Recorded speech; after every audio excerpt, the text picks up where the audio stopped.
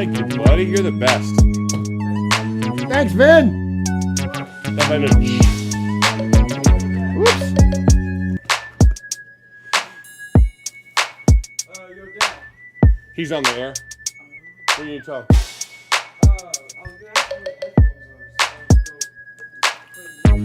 I'll ask him right now.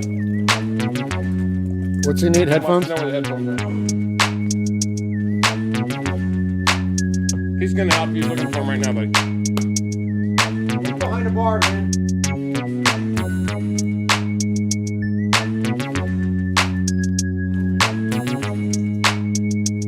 You see him back in there? Aaron, the Q-Dog Raiders in there. What's up, Capo?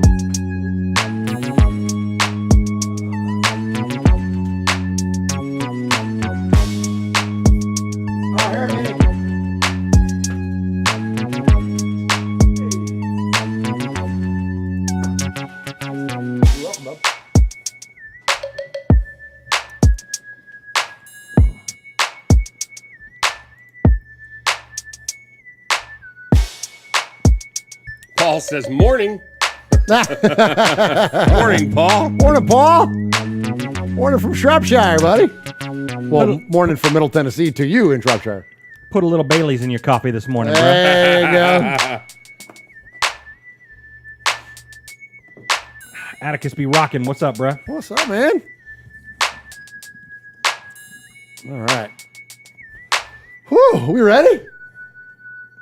Yeah, why not? Why not? Just go ahead and hit the button. Is it button time? Let me make sure I got the other buttons lined up. Oh, that was something else I was going to tell you, Maj. Push lots of buttons tonight. Got it. Lots of sound effects tonight, please. Go. All right. All right, that one's recording. All right, here we go. Welcome to episode number 215 of Raiders. Raiders Fan Radio, here we go. Jackpot, baby. Raiders Fan Radio. Oakland, LA, Oakland, Vegas, Raider Nation, wherever, forever. You got your old Uncle Mosh and Raiders Fan Radio from Murph's Man Cave, taking a lighter journey into the dark side. Sit back, put your feet up, pop a top, and enjoy the ride. Here we go! Look left, look right, a leaping pass, touchdown! We miss you, we love you, and we'll see you in the Hall of Fame. When you have great coaches, then after you have great coaches, you get great players, you have a great organization, and you tell them one thing, just win, baby. Way up the middle, intercepted Filipiano at the 50, time running down, Oakland football, and I think Oakland victory. The Oakland Raiders have scored on the most zany, unbelievable, absolutely impossible dream of a play. Well, I love this team. I think this team can win. I think this team can win.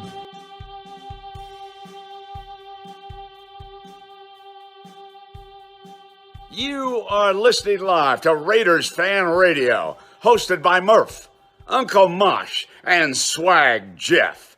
Take it away, guys. Thank you, Brent Musburger. And what is up, Raider Nation? Your buddy Murph back once again for what we hope to be a fantastic episode of Raiders Fan Radio, episode number 215 of Raiders Fan Radio, coming to you live from Murph's Fan Cave, or as some affectionately call it, the bonus room. That's what the kids call it. That's what the kids call it. So we appreciate you joining us here in Murph's Fan Cave. Appreciate everybody that's joining us live in the chat room tonight. Everybody that's joining us on the YouTubes. I know the kids definitely say that. And, yep, thank you, Vinnie, for the affirmation. So appreciate everyone joining us live, and appreciate everybody that is joining us on the podcast version of the show. Cannot wait to tell you about some exciting things that we have going on with the podcast version of this, and anybody that's checking us out on our new spot. Our new digs. Yeah, we got some new digs around here. We are incredibly honored and thankful to make some cool announcements tonight. So stay tuned for that. And so appreciate all of you. And of course, you can find this show, Raiders Fan Radio, by searching on any of your favorite podcast services. You can find us on the Stitcher and the iTunes and the Google Plays and the whatnot. But all that said, I don't do this show alone. No, you don't. Here in the bonus room, I shared with a couple legends. One of them is the legendary, but even the next one is earning his way in the legend of the swag market in the threads. Okay, so we'll get to that later. But anyways, let me introduce the first legend to my right, the man that adorns the western annex of the Murph's Fan Cave desk, the one and only Uncle Mike. I'm so glad you remembered me. Merv, Swag, Jeff, and who's the third guy? Because some people that don't have jobs don't. Oh, man. Oh, dang. Man. Shots fired at Will Shots Compton. fired. Lift over the bar. Arr, mateys. Man, I'm so excited to be here. Glad to have you here, Uncle Mosh. We're going to have a lot of fun tonight. We got a lot of cool stuff to get to. We'll get some of your thoughts on the last preseason game, which was so riveting. Which was different. It wasn't as much fun as the other one, but we still had a good time watching. Still had a good time. There was a couple of high points. Yeah. Two. Yeah. You're being nice. and one of them doesn't count that the freaking NFL Network cut it off early. Oh my gosh, that was ridiculous. What the heck was that? I felt like Heidi all over again. No kidding, man. Right? You're exactly right. Yeah. At least we were getting, it was a preseason. It was stupid. We were out of it, But you and I still, were good. talking about cars, Yeah. and not Derek and his brother. No. So. Absolutely. But anyways, but appreciate you being here. We're going to have a lot of fun tonight. So for those of you that are new to the show, my name is Murph, and Uncle Mosh is my real life uncle. We grew up in the Bay Area, lifelong Raider fans, and brought our fandom to now where we live, just outside of Nashville in Middle Tennessee. And so definitely still rep the Raiders. And now that the Raiders aren't even in the Bay Area, now it's like the Raider Nation has always been global. Absolutely. But now it's becoming even more so. Like the idea of a Raider fan being out of market isn't as odd of a thing as it maybe once would have been once upon a time. Yeah, right. Yeah. So because we all out of market since pretty much. Telling you. And we're recruiting all the time. Always recruiting, and thank you for that, because we, in moving to Middle Tennessee, recruited one of Uncle Mosh's former students, a gentleman that became my best friend, and so we welcome him now. Not only have we welcomed him to Raider Nation a few years ago, where he disavowed all fandom prior and embraced the glory of what is Raider Nation. So we thankfully have him here tonight. He's the third man in the booth. He adorns the southern annex of the western annex of the Murph's Fan Cave desk. Give it up for Swag Jeff. Yeah, my gosh, what an intro. Sheesh, man, I'm out of breath. My gosh, I Somebody love else that, talk. dude. Oh my gosh, yeah, I'll take it for a minute. Yeah, All right, please. thank you so much for another episode that you let me be here, episode 215, and we got a lot of people in the chat already. Yeah, we man. got a lot of people. Paul from Shropshire, Mississippi, Ron the Mater Raider, Michelle Sweat, Pirate 1975, Storm, Raider Rue, Aussie Raider Aaron the Q-Dog Raider, Quentin Hood. We've got the whole crew. Kill Jadis is in there. Oh, yeah. Nice. Kill Jadis, of course, the northernmost Raider fan, as he calls himself. Yes. Being up there in the way northern part of Alaska. I appreciate everybody joining us live in the chat room. And Swag Jeff, you also, you are our social media director. Yes. And you do an amazing job with that on the socials. Thank you. And so, you're gonna hear in a minute how you can find us on the socials.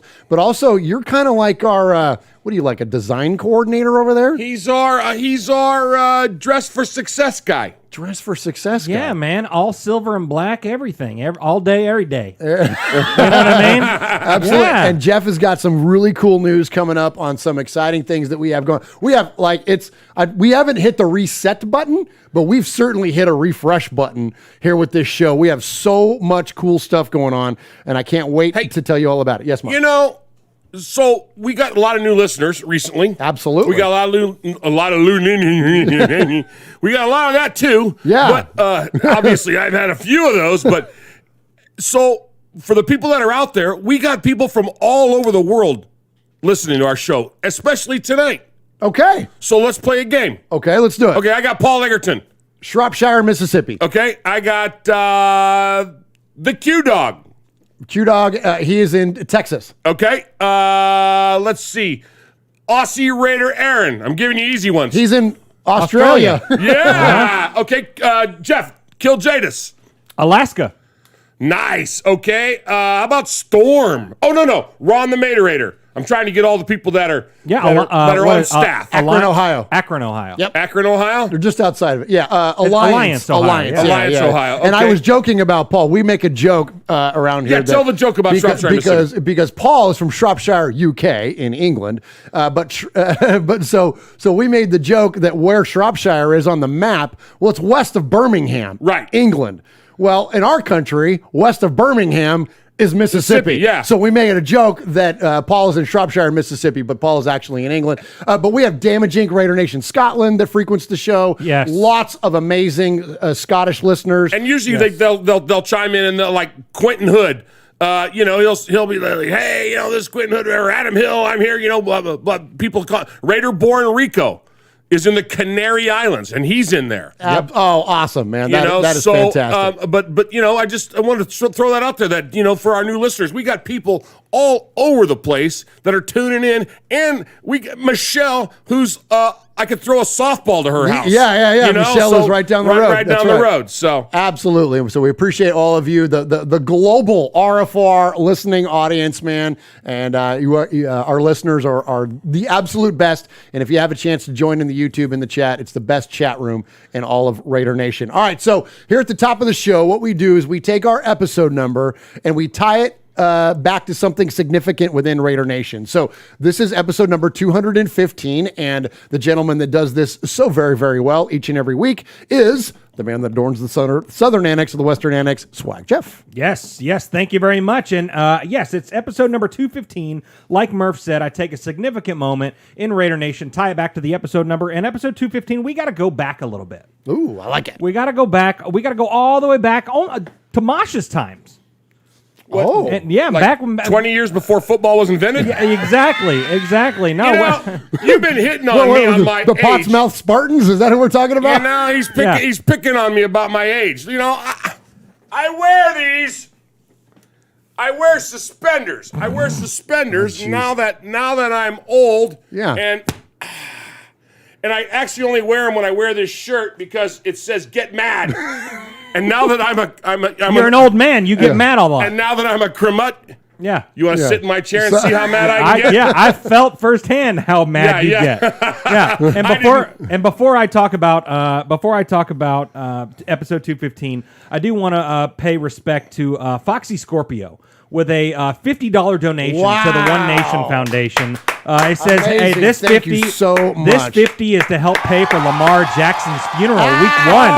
I love it. And then Ty Raider followed up with a $1.99 donation. Thank you guys. If you're new to the show, we have a nonprofit organization called the One Nation Foundation that gives to Raider affiliated charities. And so this money, we found out not too long ago that we can make money doing this show, and instead of keeping it, we give it all back to Raider charities. So thank you, Foxy. Thank you, Ty Raider. Much respect. Thank you so much. We Absolutely. appreciate that. 100% of that money goes to the foundation, and we thank you very, very much for your absolutely. For that. Absolutely. So very kind. That's incredibly kind, Foxy. My gosh, it's amazing. It's amazing. So episode 215, where we were at the top of the show, episode 215, we're going all the way back to 1968. Come on. 1968, nice. And we're going to be talking about everyone's favorite wide receiver at the time, Warren Wells, man. Yeah. 81. Let's go. Yeah, man, absolutely. Catching bombs from the bad bomber. Well, yeah. 53 receptions back in 1968 for 1,136 yards and 11 touchdowns. Warren Wells averaged 21.5 yards a reception. Oh, let's go, Swag. What? Let's go. Yes, you went in the Wayback Machine for that one. I did. That was amazing, Swaggy. And Pirate 1975 said, I wanted to let Swaggy know he also forgot that it's 215 is Andy Reid's weight in a mirror. Oh, nice. One of those funhouse mirrors that narrow you in. Yeah. Give him a nice hourglass. I think Andy Reid's in the Suspenders Club there, Mosh. Crickets? I figured I was coming. Okay, let's do some contact info. You're not too big, mister. You're not too big to catch a truly can right upside your head. Don't think I won't do it. Hey, I know Raider you Nation, would. You got your old Uncle Mosh here with an updated contact info. Oh, new so contact. sit up, zip up, shut up, and pay attention. You can call us at 909-345-3346, or as Murph would say it, 909-345-3346. How about emailing me? You want to email me? Email me at show@RaidersFanRadio.com. Or what about reaching out to us on some of that social media stuff Swaggy likes? Try Facebook at Raiders Fan Radio Podcast, the Twit at Twitter at Raiders Fan Radio. That's my Insta favorite. something. Instagram at Raiders Fan Radio. The tiki-tiki-taki-talk. TikTok at Raiders Fan Radio. Or what about the Twitch? Some of you out there twitching. Anyway, Twitch at Raiders Fan Radio. Or if you don't like that, go to the YouTube. America, go to the YouTube. YouTube.com/Raiders Fan Radio. Oh my God, if that wasn't enough, go to your podcast provider and search Raiders Fan Radio. Holy crap, that was a lot.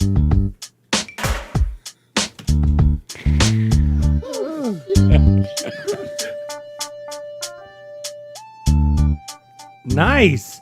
I love the new contact info, Thank you, man. man. Oh my Yeah, gosh. good job, Bosh. Thank Yes. you. The only thing I'm going to miss is all of us going, Good. We can still do that. still do We'll it. have to find a good spot in there. Yeah. all right, Yeah. deal. Yeah. Deal. Okay, so before we get... Yeah, good. Yeah. Good. Okay, so before... At the top of the show... Good.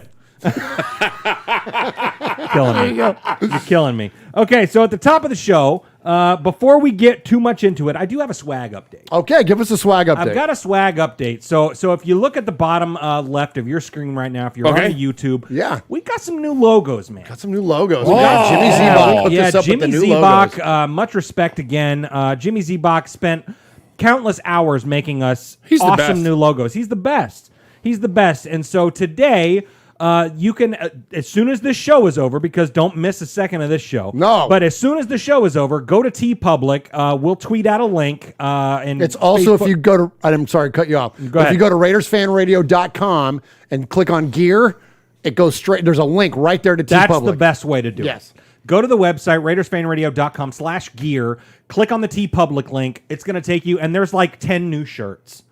Because Swag Jeff is in charge of that, so I had to make all the shirts. Nice, dude. Yeah, Let's go. Yeah, absolutely. So Beautiful. go get you some, man. The logos are awesome. Respect to Jimmy Zebok. Yes, it's amazing, and my bank account's gonna get a little bit less. and also with all the proceeds that we make, so Yes. any money that we make goes to the foundation. So we support the One Nation Foundation, which is Tell about that. That's the nonprofit that we formed last year. Myself and Raider Cody co-founded it. Uncle Mosh sits on the board for that, and 100% of the money that we make with our show, we give it all away. So advertising revenue, merchandise sales, direct donations, super chat, you name it. If you send us money, that money's going to the One Nation Foundation.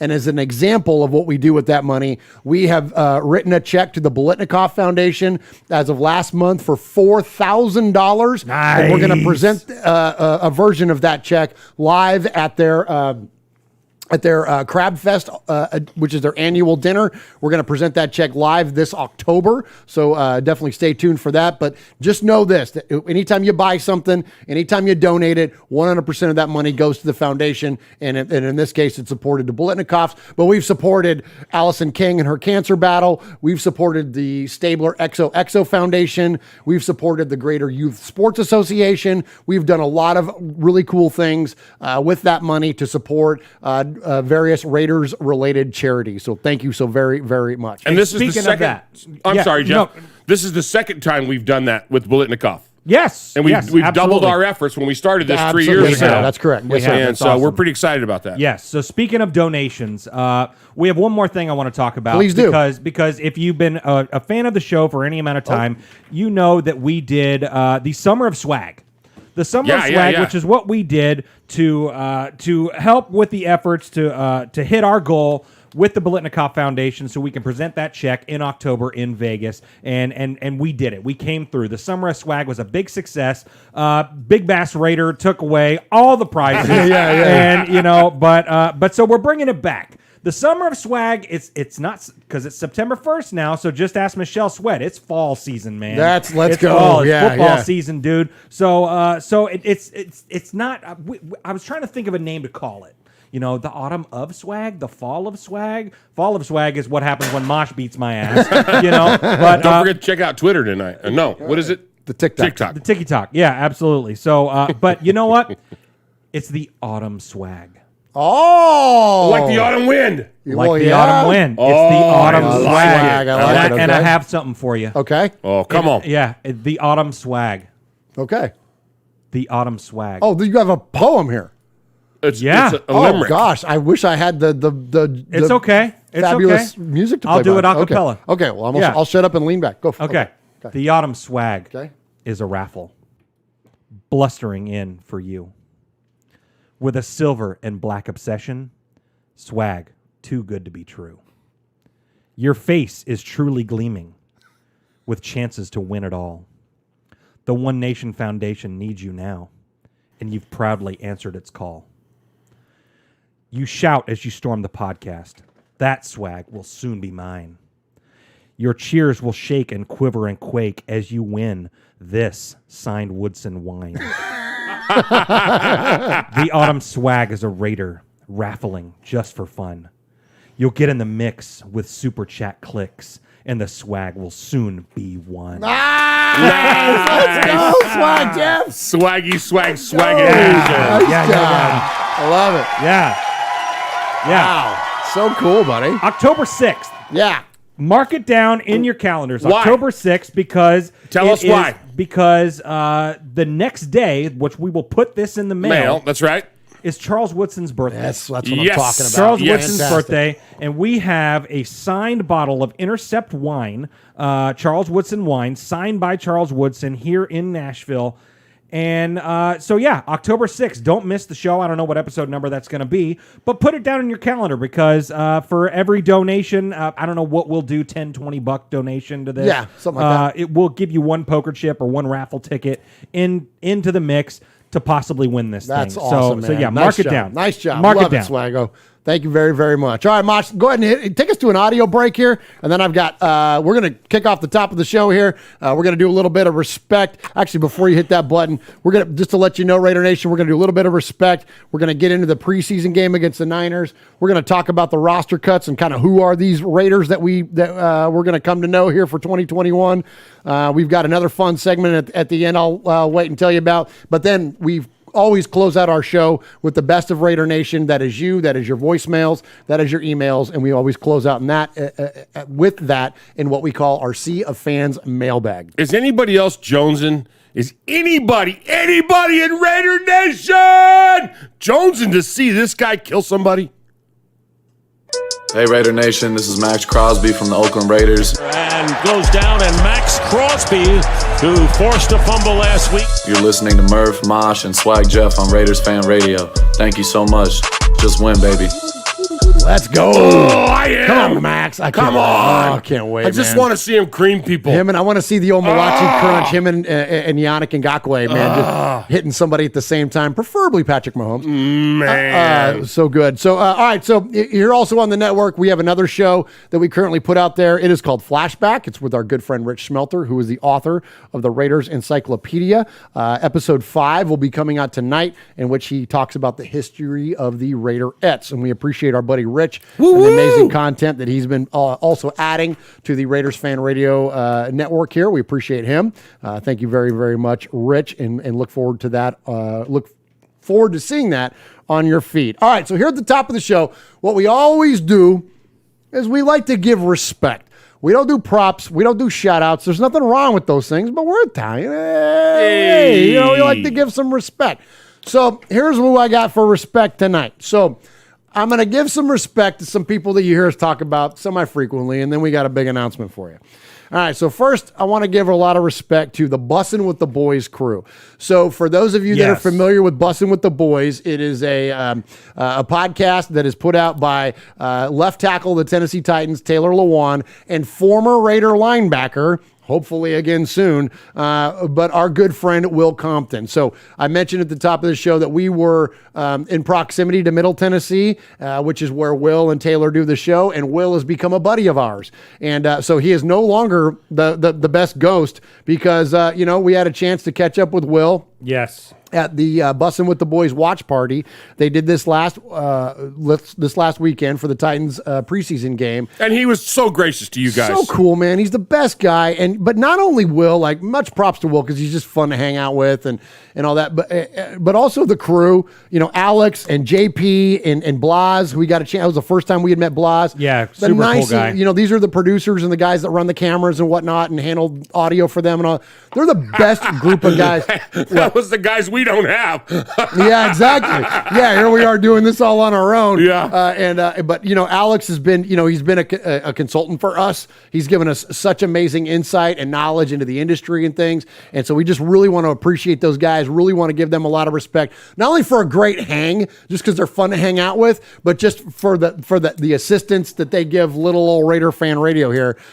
Just excellent, excellent guys. Swag, we had a blast at their watch party. My gosh, it was unbelievable. Yeah, and I mean, I just, echo everything you just said. Will, we helped get the bus to Acme Feed and Seed where it was downtown on Broadway. So we helped out with that. But I mean, he had tons of people, and he was walking up to us and talking with us. Hundreds of people. Yeah, right? and people just, walking up with Bussin' with the Boys shirts and, hey man, let me get a picture with you. Let me get a picture. And he would stop and take a picture and then be like, sorry, where were we at? And was full on engaging with us. And we talked to Alex Lagos, the producer, for, an hour and a half probably down there. It was great, man. Yeah, we went through a couple buckets of refreshments while talking to him. Yeah. But yeah, man, oh my gosh, they're the best. Yeah, it was great, man. Really appreciate those guys so very, very much. And it was a good time out there at the watch party. And so they need our endorsement, but I'll tell you, if you don't listen to Bussin' with the Boys, do. And here's the thing about Bussin' with the Boys. There's Raiders all over it. My gosh. Darren Waller's been on there. Max Crosby's been on a couple times. Derek's been on there. It's a very Raider-centric. Will made a lot of friends when he was in that Raider locker room. Yep. And they definitely... Well, tell him what he said when you guys first walked up to him about talking with Max. About the Nebraska game. He and Max were FaceTiming before. Will was on his way over to the watch party, and Max Crosby was giving him a hard time about Nebraska losing. But yeah, man. So Will's he's a good dude, man. He's a good buddy of ours, and so we appreciate and respect him and all the Bussin' with the Boys crew. All right, here's the big announcement. This is what I wish we had a drum. Can I get one of these from you guys? Go get your hands up the table. Hit the buttons. Let's go. All right, we have the best announcement ever. I want to give crazy respect. Why are we going backwards? Because I don't have a drum roll. That's the closest thing I got. All right, I like it. All right, we have crazy respect for our new partnership with FanSited. Yeah. So FanSited. Come on. So FanSited, for those of you that don't know, FanSited is the parent blog or whatever website I should say, or media company, frankly, for Just Blog Baby. And FanSited has, as of last year, kicked off an initiative to align with their own podcasting network to go along with their different sites for all the individual NFL teams. Okay, stop. Talk to my people. Okay. Talk to old people. Okay. So you Google the FanSited. When you Google the FanSited, because you want to read the Raider news. You want to read Raider news, and that's the blogs. That's the blogs. And it's only Raiders. Just Blog Baby is about the Raiders. Correct. Oh. So I type in the Google machine, I go FanSited, and then I look for Just Blog Baby. And you don't even have to do that. You don't even have to go that far. It's us and FanSited. So it's dude. So when it comes to fans, so we have been aligned. So we are the only endorsed podcast by FanSited and Just Blog Baby. So when you go to the Just Blog Baby site, when you click on an article and you go down a couple paragraphs, our show will be embedded there. It also might even be embedded on the main page. I didn't get a chance to look at today. But so basically it's a new partnership for us. You're going to hear some ads in our show. You haven't heard ads in our show for a long time. And the last time we had ads in our show, it wasn't a very good deal for us. But based on what we know now and what we consulted and talked to Alex about and everything, it's a very good deal that we have now. It's potentially very lucrative for us. But when I say us, I mean the One Nation Foundation. Yep. But it's just it's a very flattering endorsement by a very reputable, big time brand. Yeah. And we are very, very proud that they sought us out and they pursued us to be a partner with them, and so very thankful. And I want to thank Patrick first and foremost, but also Cribsy and Carrie who have been an amazing help to us during this and getting this all set up and getting everything organized, and just so much respect. They're the coolest folks in the world. We had an amazing conference call with them the other day, and just the amount of information and the amount of investment that they made in our little show that we do here about the Raiders in the bonus room was just absolutely incredible. And I'm just so very, very thankful and much, much respect to them. So I was in on that call. I didn't know it because I was here taking notes. But you're exactly right. So these are execs from a major organization, a huge organization that's actually worldwide. It's traded on the stock exchange and all that stuff. Yeah. And they were so cool. They were just right there with us, and they were like, "Yeah, we know. We love the fact that you're in your bonus room." Yeah.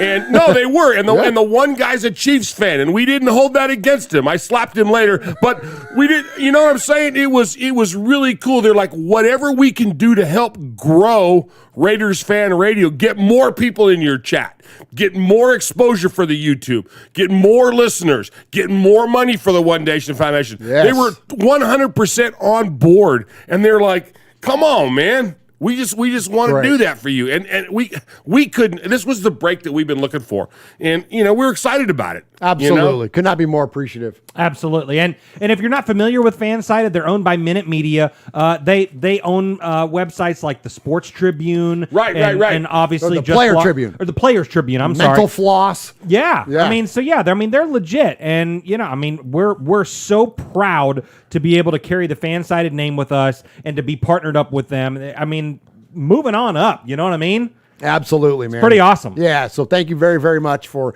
FanSited, Just Blog Baby, and thank you to all of you that are on the website, that we're scrolling through, minding your own business, just trying to read some Raider news, and you saw this icon pop up on there that said Raiders Fan Radio and this embedded player, and you click the button and you're listening to us now. Thank you very much, and we invite you to check out what we do here at Raiders Fan Radio, and if you like what you hear, hit the like button, hit the subscribe, tell your friends, but please, we appreciate you, and again, to all those new folks, and much respect, not only the new listeners, but the FanSited team, man, has been absolutely lights out. All right, let's talk some Raiders. Oh my gosh, Raiders!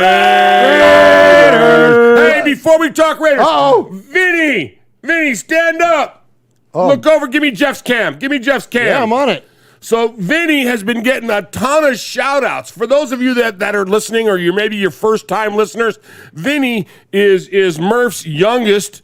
He is he's not the shortest anymore. He's the youngest, and he sits in. Vinnie is one of those that has a Mosh's Chair lifetime exemption. Come over and say hi, Vin. Hop on the mic there, Mosh. Say hi. Vinnie can no, you have to move. No, I don't mind. Say hi, sit Vin. down. I want to make Jeff jealous.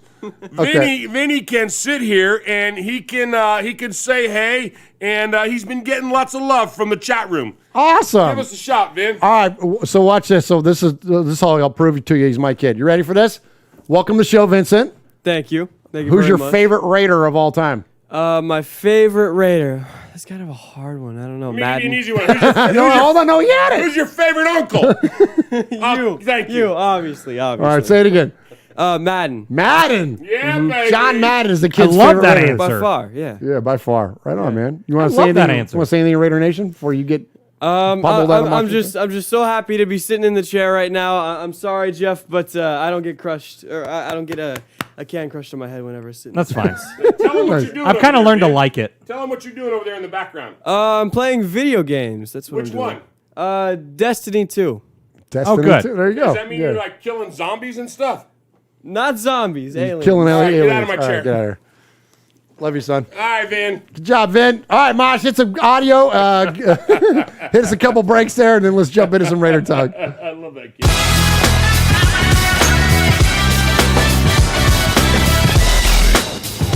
Hey, what's up? It's Brockman from the Rich Eisen Show. And it's Del Tufo from the Rich Eisen Show. You're listening to Murph and Mosh on Raiders Fan Radio. Yes!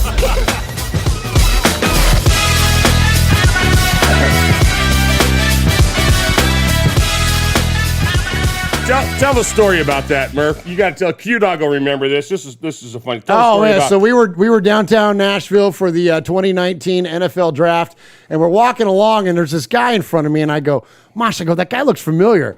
And he goes, who is he? You know him from work or something? I'm like, I don't know, work or church or something. Like, I don't know, but I recognize that guy like a lot. And then I see him walk up to another guy, and I go, that's Brockman and Del Tufo from the Rich Eisen Show. And Mosh goes, no way. And I go, yeah. I go, those are the guys that, like, those are his producers and those are his co-hosts. And we love the Rich Eisen Show and, of course, love Brockman and Del Tufo. So we walked up and just kind of struck up conversation with those guys. And we're standing there talking about the Raiders and talking about their show and all that. And I go, hey, man, will you cut an ID for us? And they're like, yeah, let's do it. So I freaking pop out my phone, and we cut that promo right there in the middle of the street. It was a one-take Jake thing, One day right there in the middle of downtown Nashville on the middle of Broadway, man. It was a lot of fun. Tell them why we're laughing at the end here. Okay.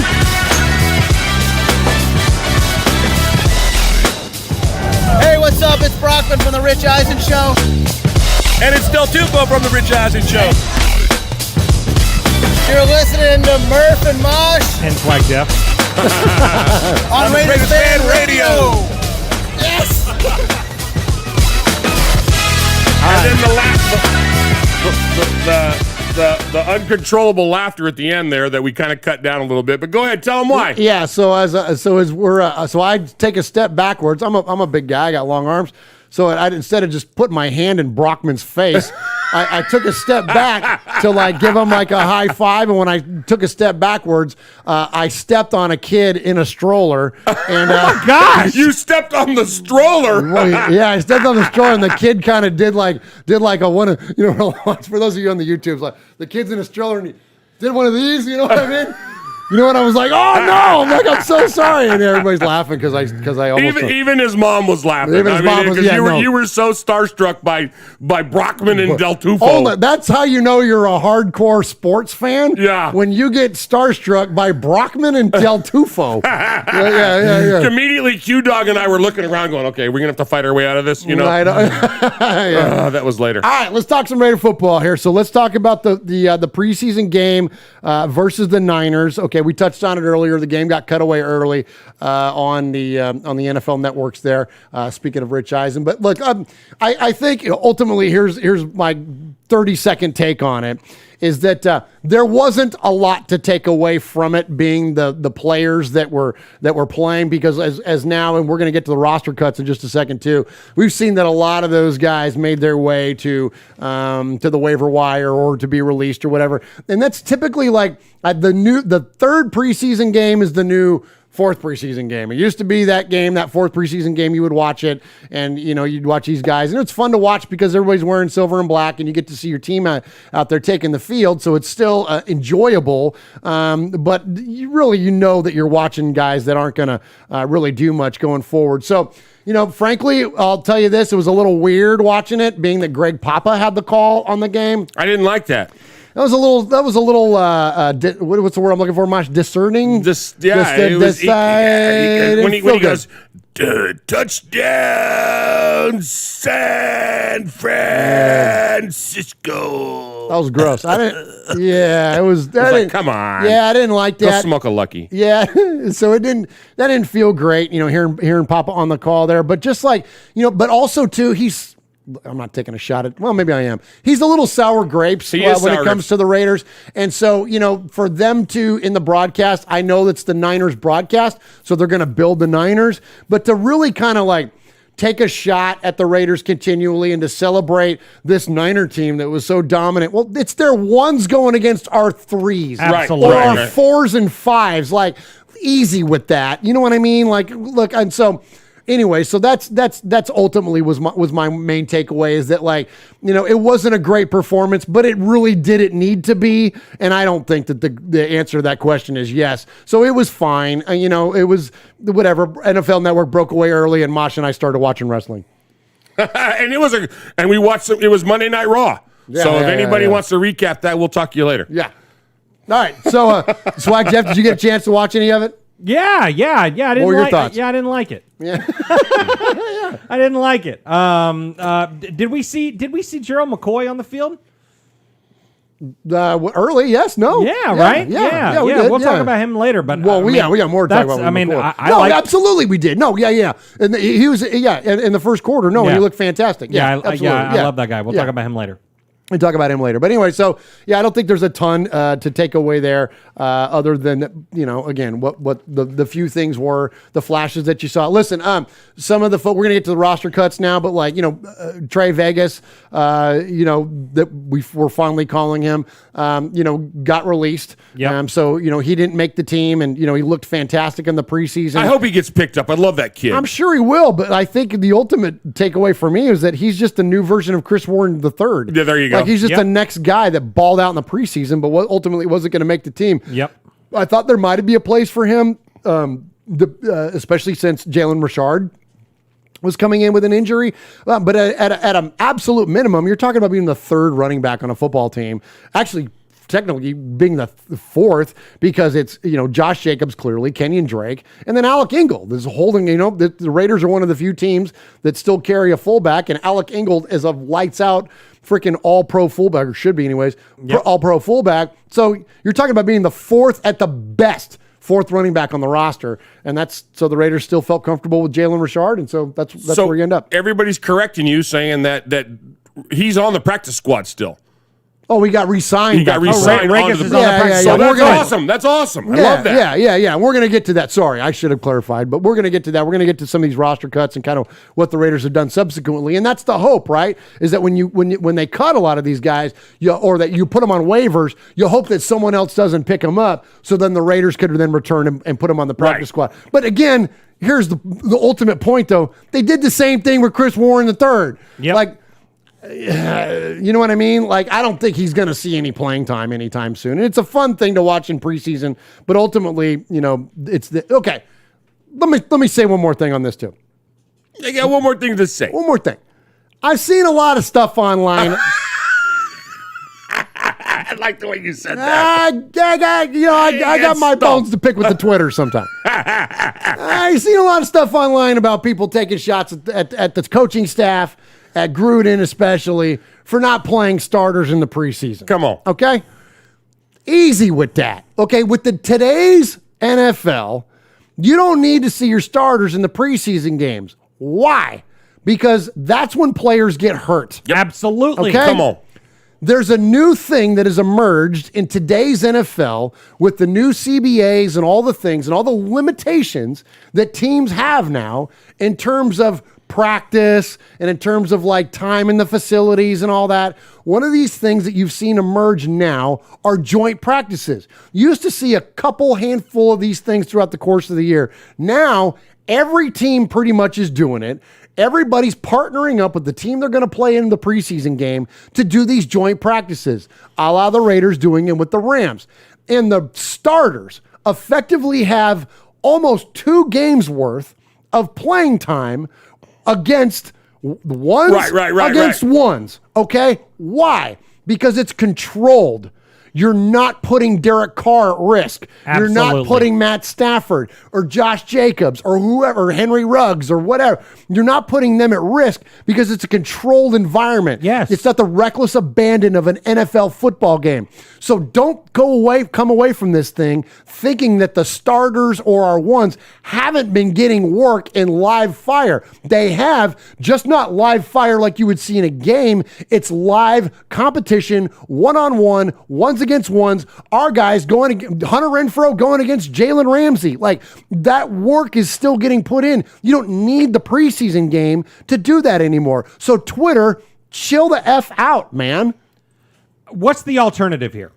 The alternative is like what Jacksonville is facing right now. Their stud running back that they just Travis drafted. Etienne, down.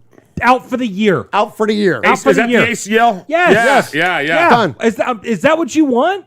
I mean, I'd rather see Nathan Peterman in there all game long, throwing to guys like Stoner, who's not even on the team anymore.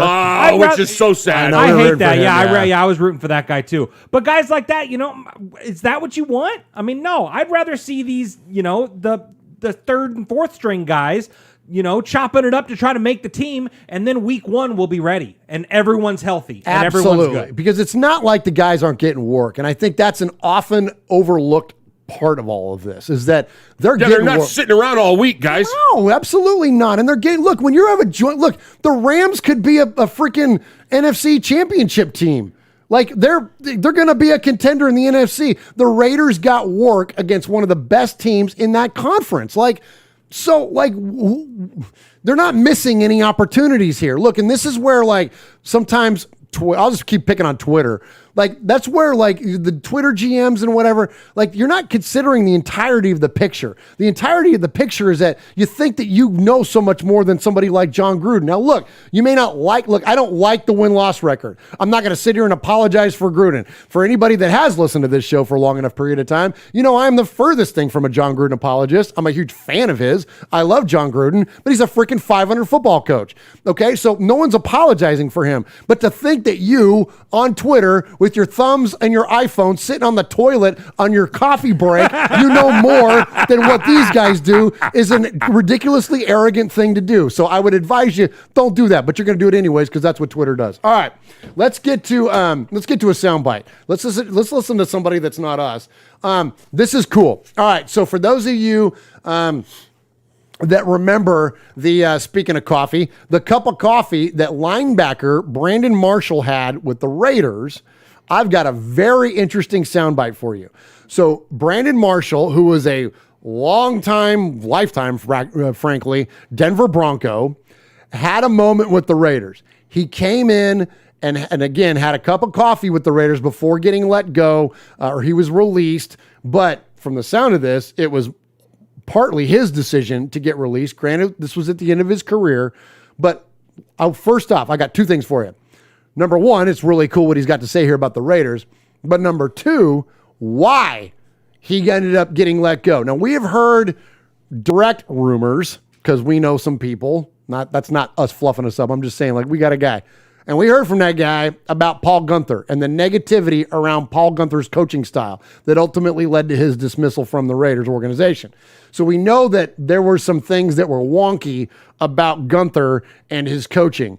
Here you're going to hear that echoed, but before he even talks about that, we're going to listen to Brandon Marshall talk about his thoughts on the division, on how he thinks the AFC West is going to end up. And I'm going to tell you one more thing about this clip that's fantastic.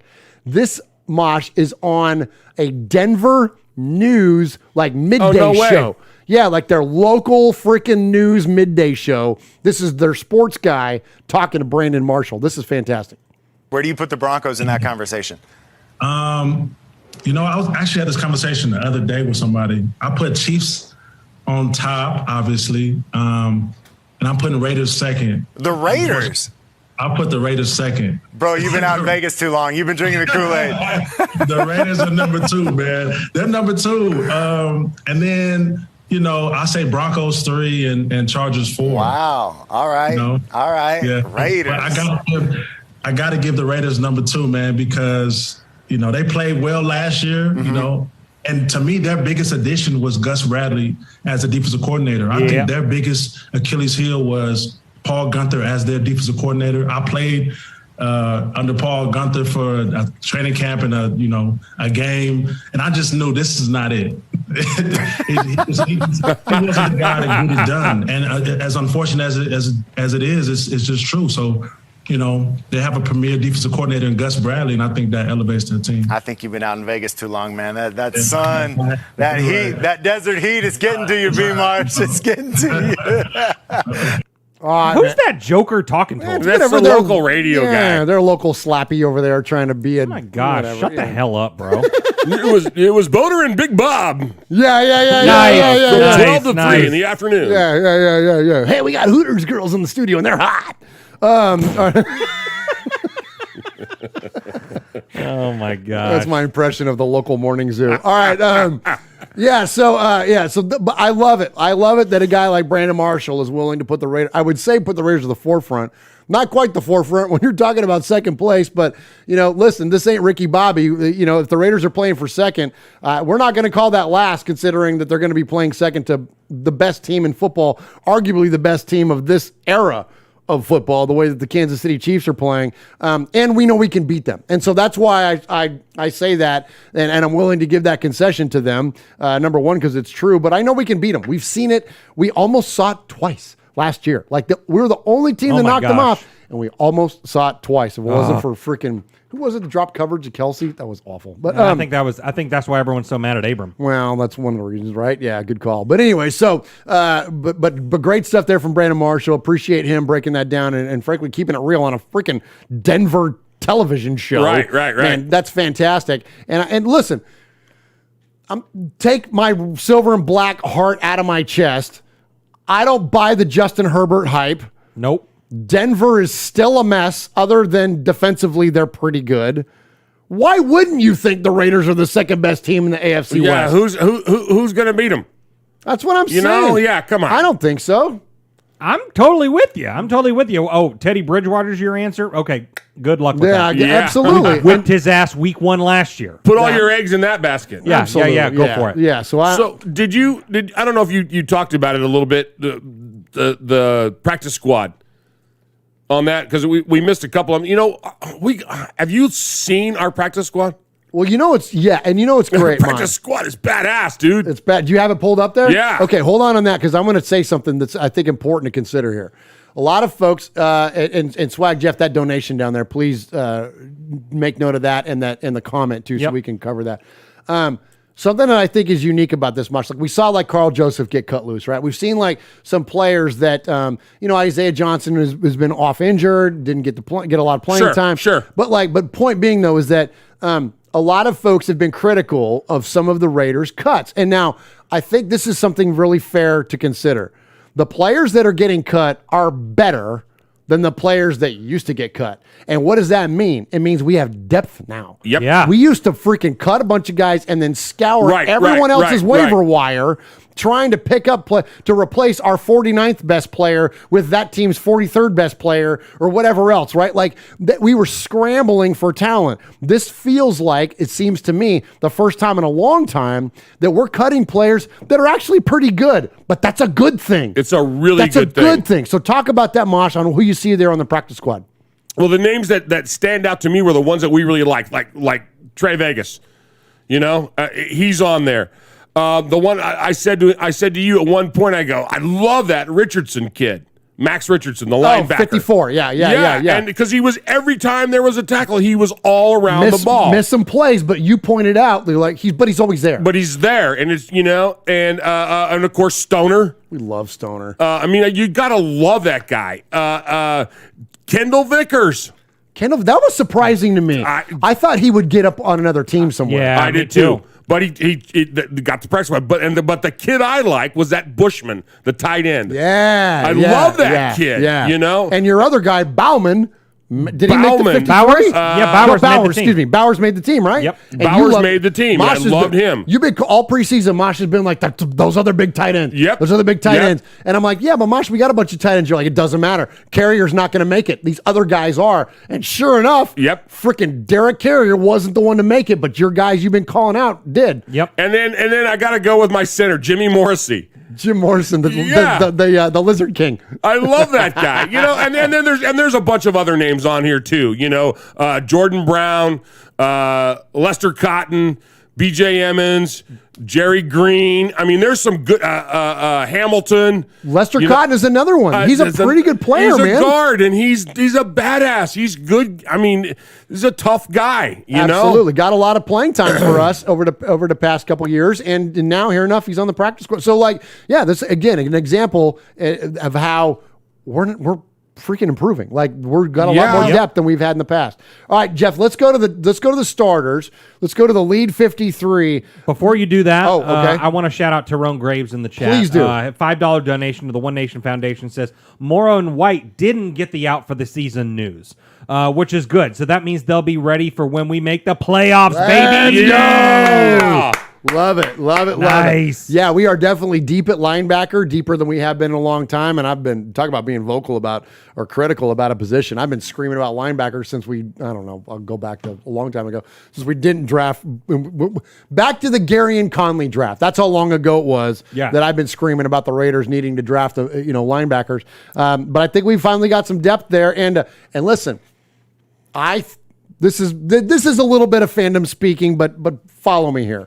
I think there is a very real world where should we have a need at linebacker mid-season, 3-4 games in, your boy's coming in. The Wolf is going to come in. I think so too. I very well. And we're talking about 51 over there over Mosh's shoulder. We're talking about Will. Come on. Will is ready. We hung out with him the other day. He's ready. He's in shape. He's only 31 years old, man. Like, he's not old yet. And you know what I mean? I know he will admit he's on the backside of his career. Yeah, but guy he ain't done yet. The guy was wearing a green dot 2 years ago, the last year in Oakland. I mean, the guy can run a defense. And was a leading tackler in the time in which he played. Exactly. Out tackled Tyre Whitehead. Like, Compton's legit, man. True. And so if you talk about depth at linebacker and you need a glue guy, and listen, here's something like a Will Compton hype show, but like, seriously, man, it's a very real possibility if he's not on another team. It's a locker room guy, man, too. You love that. Yeah, absolutely. All right, so let's go to the 53 roster, Jeff. You see anything there offensively? I mean, well, I'll start off by saying this. Special teams is a done deal. Look, and this, I hope, and we've told him this here on this show, face to face, I hope this is our special teams unit for the next 10 plus years. Sure. And I'm talking about A.J. Cole, Daniel Carlson, and Trent Sig, who's been a guest on this show a couple of times. Trent's a great buddy of ours. We love Trent, and he is, of course, the long snapper. So that's your new version of John Kondo. A.J. Cole, I'm hoping, is going to be our new Shane Leckler, and Daniel Carlson, I hope, is our next Sebastian Janikowski. I'm hoping, now, again, I'm not comparing those, but what I'm saying is that's a three-man unit that's pretty freaking solid as of yet. I mean, you're talking about our leading scorer in Daniel Carlson, and what was your leading scorer? Like, what? Yeah, right? Wasn't he our leading scorer in 2020? I'm pretty sure that's what it was. Facts, right? Don't let him get in the way, but it was something like that. Like, anyways, Daniel Carlson, like, way up there, and a very legitimate three punch there with those three guys. But outside of special teams, what do you see, Swaggo? Well, I'm looking at the defensive side of the ball, and I like, and we're going to talk about him here in a minute. But Gerald McCoy, I'm really excited about this guy. I really am. Let's go. I'm really excited. I didn't see Denzel Perryman anywhere on this defensive thing. Not on this late. Okay, so what we're looking at is that we've got from the Raiders website. Yes. Their latest projected 53 depth chart. Yeah. They didn't make the Denzel Perryman trade official until today. Oh, okay. So that's why he's not on there. Well, but otherwise, you will see him. Well, there you go. But I'm also looking at slot corner. I'm looking at slot corner, and I'm looking that they got Nevin Lawson as the starter. And I take that. How do you feel about that? Well, I take it to about week 2 or 3 when Nate Hobbs is slipped into that spot, because they have Nate listed as the backup right there. But I mean, Nate's the guy. There's a lot of people saying that he needs to be our starting outside corner. But, Okay. like, I mean, you know what I mean? And like, he's shown Give it a go. serious athleticism, Yeah. serious physicality. Like this might be the steal of this draft. This might be the Max Crosby of this draft. The guy that we come Absolutely. away with going like, whoa, we got Yeah. him. And this is the one when he goes and signs that, that first deal after his rookie deal. People go, the Raiders got him when?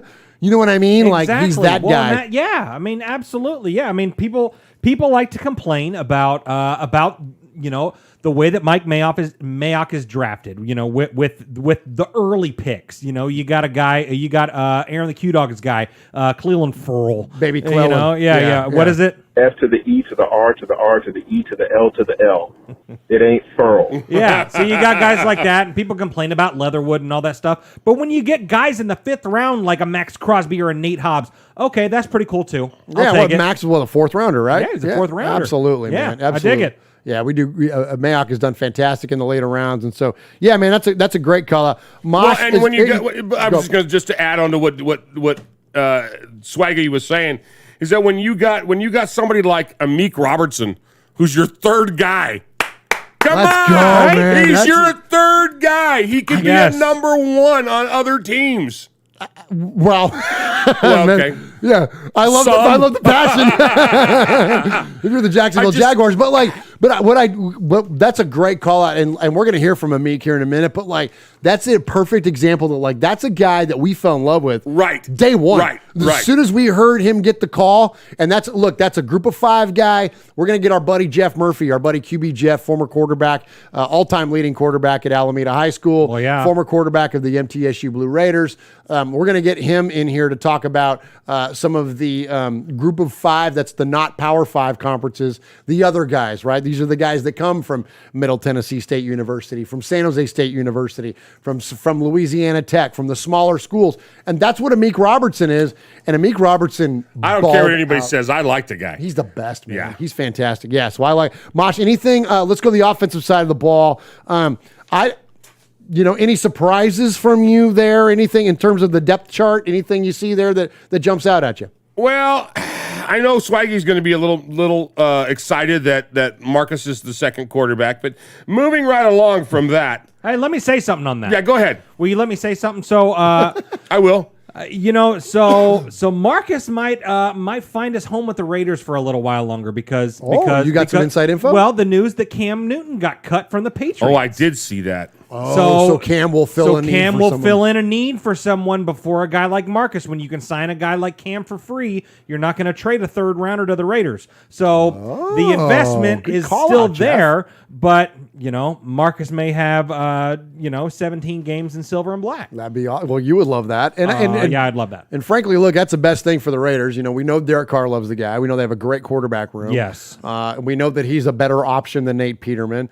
I'm a little nervous about his availability, and and anybody that clamored, Swag Jeff, for him to be the starter at any point in time just last year. Okay, you did too. I said if Derek had a thing. That was different. Yeah. Moving right along. Why you got to bring up old shit, Jeff? Let's talk about the center position. You love the center position. I do. So sounded way dirtier than it needed to be.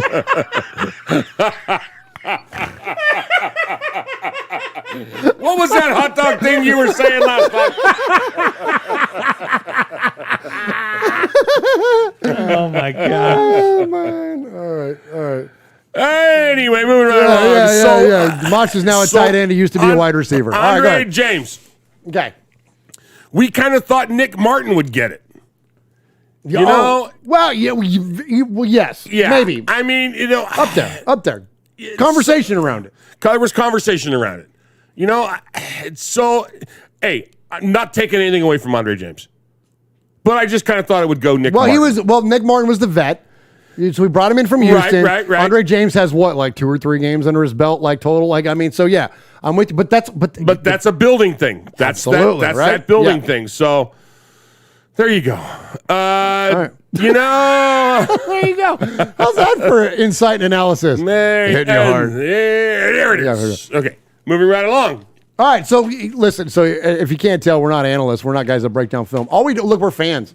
We are fans, and we're basing it on fan stuff. We base it on fan stuff, and so I'll give you my fan thing on the offense. I'll tell you this: I love that our starting 2 wide receivers on the depth chart, Henry Ruggs III and Bryan Edwards. And truth, I absolutely love. I think these 2 wide receivers are going to complement each other in a fantastic way. Not to mention third and Renfro heading underneath, catching out of the slot. But the idea that you have when you build them, I'm not comparing this at all, so take it easy with your tweets.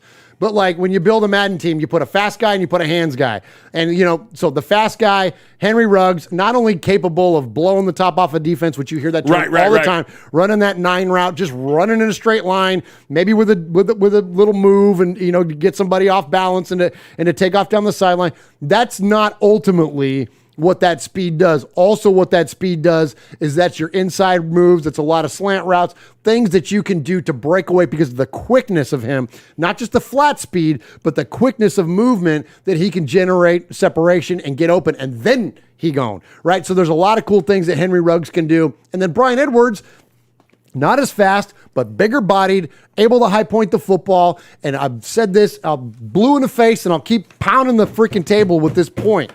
Derek loves big targets that can high point the football. That's why when you look at 2016, when he was so successful, look at all the touchdown passes. Who do they go to? Andre Holmes, Michael Crabtree, Jared Cook, big dudes that could body people out, box people out, high point the football, and bully it away from them. And that's hopefully what Bryan Edwards is going to be able to do. Yep. He's going to be that guy in the red zone. Oh, yeah, and then we got Darren Waller. Oh, yeah, and we got Foster Moreau. Guys, with Kenyon Drake in the backfield, we're going to be monsters in the red zone. We weren't bad before, but now goal line wise, I'm hoping Kenyon Drake is the new freaking Zach Crockett. I think we're going to be so badass in the red zone and in goal line. I absolutely can't wait. All right, let's go ahead and get to the next segment. We're going to get to who some of these new Raiders are. I thought you were going to hit the Amik on that. Nope, that's coming up in the audio. Okay. Follow the script. I thought I was. Here we go. Hit a break, Mosh. Oh, I can hit do a couple.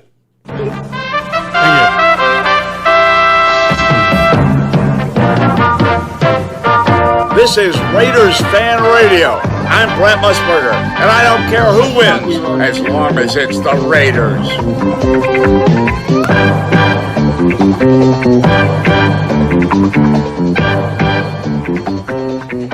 Get out of here! Get away from me!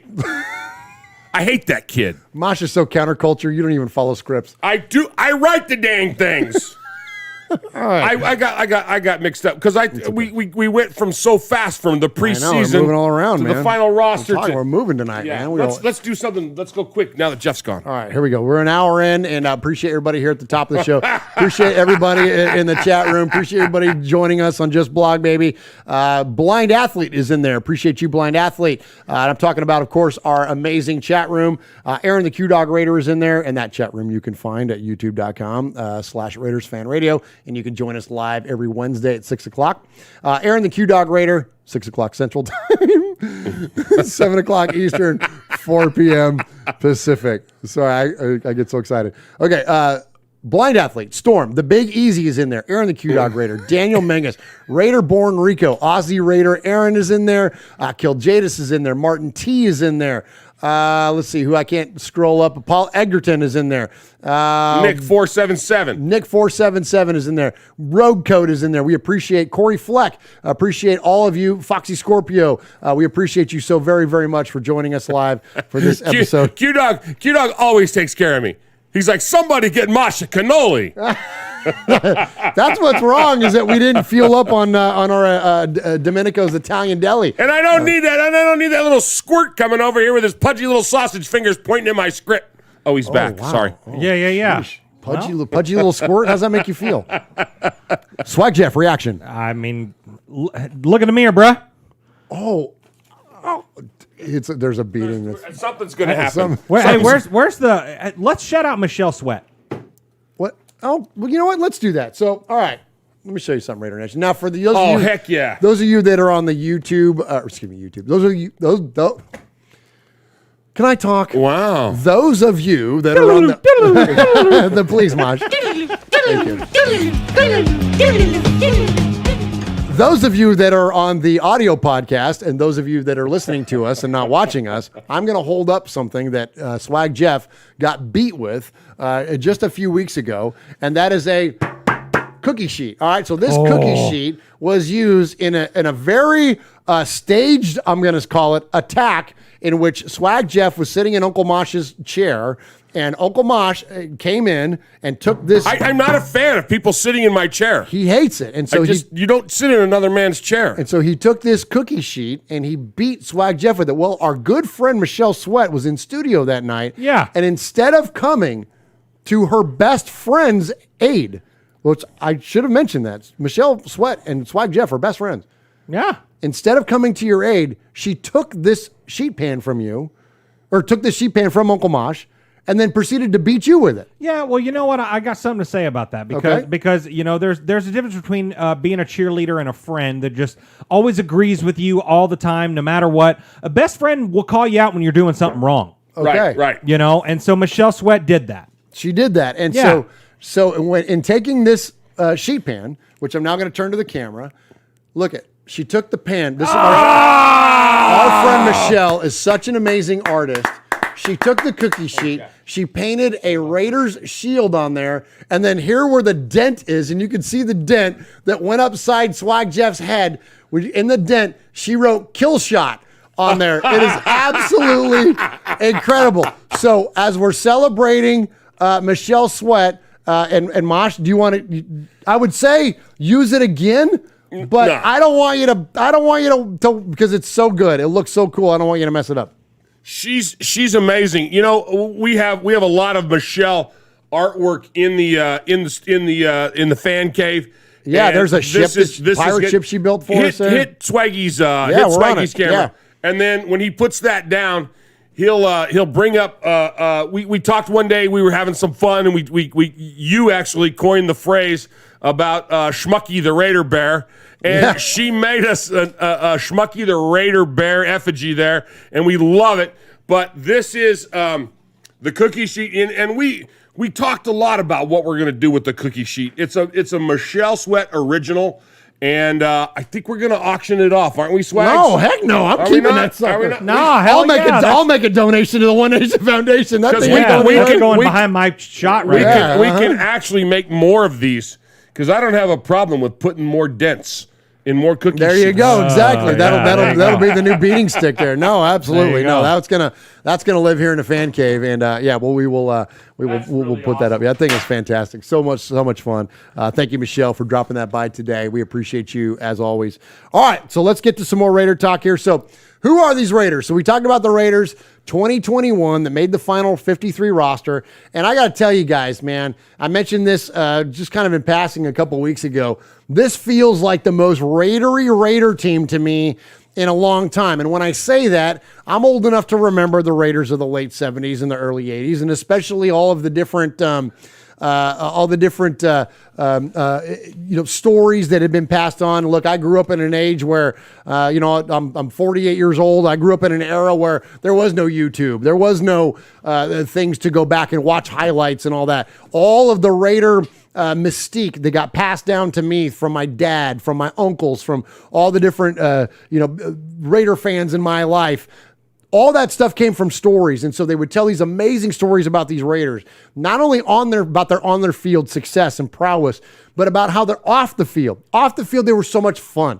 They were the biggest characters. They were larger than life. They were like superheroes to me. More so than and of course I loved comics, but bigger than Thor and Iron Man and all that stuff to me was Fu and the Soul Patrol and the Man from Mars and Snake and Assassin, and you know what I mean? Like, it was all those, kick them in the head, Ted. I mean, I could go on. And those guys were like superheroes. And I feel like I'm not comparing the modern day Raiders, the 2021 Raiders, to any of those guys. But I am comparing the vibe. They're starting to feel fun again. Yeah, I'm with you. Right? They're fun, and they're physical, they're aggressive. I hope this translates to wins. I hope that this translates, but like we're starting to see some of these characters come out. And it's like, that's what Raider football is all about, is that you could be tough, you could be a badass, and you could be kind of funny at the same time, right? And so I really, really appreciate this current crop of the Raiders. I think they really reflect some of the Raider teams of the past in terms of personality. Now it's time to reflect the Raiders teams of the past with wins, right? Yeah. But we don't know what it's going to happen yet. So right now, what we can just lean into is the idea that the Raiders are fun, that there's a lot of good character guys on this team, and we're going to listen to a handful of them, okay? So first off, we're going to check in with Uncle Mosh's current favorite Raider. Come on. We're talking about Richie Incognito. And so they had a couple guys mic'd up this past week, and Incognito was mic'd up, and he's fantastic, as you would suspect. Like, I'm telling you, these guys, these are very Raidery Raiders. Let's check in with Richie Incognito. Excuse me. Sorry, I didn't see there. He bumps into Colton Miller. I am mic'd. I am mic'd. I know. He's already following me. Hey, how you doing? I'm mic'd up. Coming to you live. Training camp. I wish I could cover this thing up. Where is it? Hello, testing, 1, 2. Here we go. Let's go. Favorite play ever. Oh, Solly playing the nose? Oh, you better get big. Net way. What up, baby? That doesn't take a rocket scientist. That doesn't take, you're not deciphering the Da Vinci Code. Let's go, hamster. Yeah! Come on, Nate! Nathan Q. Peterman. I mean, you are a true pro, what I know. Who do you think had a big influence on you? So when I first got in the league, I was surrounded by Torrey Holt, Isaac Bruce, Orlando, Pace, Leonard Little. And those guys were getting on, they were 10, 11, 12-year guys. And they stressed. Isaac always used to tell me, never lose the passion. Like I'd get a dumb penalty or something. Never lose the passion. Another piece of advice from Isaac was, find a vet in the locker room you want to model yourself after and watch them. Watch the good, watch the bad. Where they were older and they gave to you as a younger player, have you been in that frame of mind for many years that you're doing the same? Let me stop real quick and say, this is Gus Bradley talking to him. This is not an interview. This is new defensive coordinator Gus Bradley chatting it up with Richie. No doubt, giving it back to the young guys. Exactly. This has been one of the best teams I've been on, where guys actually come and ask me, like, hey, what works for you? Hey, what keeps you going? A lot of my message to the guys is, you got to have that hunger, you got to have that dog, you have to want to get better every day. A lot of older vets, they get a little lazy, they get a little slow, they get a little high hip. You do what makes you so valuable too, is you help send the head coach's message to the team. No doubt, for sure. That's what keeps you a long time in the league. No doubt, yeah, for sure. As you get older, that's what head coaches are looking for. Yeah, guys that carry the message, for sure. Yeah, it's awesome. Appreciate it. Yeah. Here we go. All right, I want to say something real quick, and I'm going to throw it to Mosh here. So when Rodney Hudson departed the Raiders, we wondered real quick where leadership was going to come from on our offense. Of course, we know Derek, but Rodney Hudson was a very quiet leader and an amazing leader and an amazing player for the Raiders. But we wondered where that leadership was going to come from. Don't you know? We just heard it right there. Yep. You remember when we were talking about 4 or 5 weeks ago, when we were talking about 4 or 5 shows ago about the Raiders on the dark side of football? Yeah. We were talking about the lecture that Ronnie Lott gave. Oh, to Romo. To Romo. It was pretty much saying the exact same thing. It was saying the exact thing about don't. Romo said he said don't get punked. Don't get, don't let anybody disrespect you. Don't let anybody disrespect you, And that has to do with the passion. That exactly what Incognito's talking about is the passion for the game. When you lose the passion for the game, get out. When you're done, get out. You got to walk away. It's the Sandy Koufax rule, I'm gonna leave when I'm at the top of my game. I gotta go.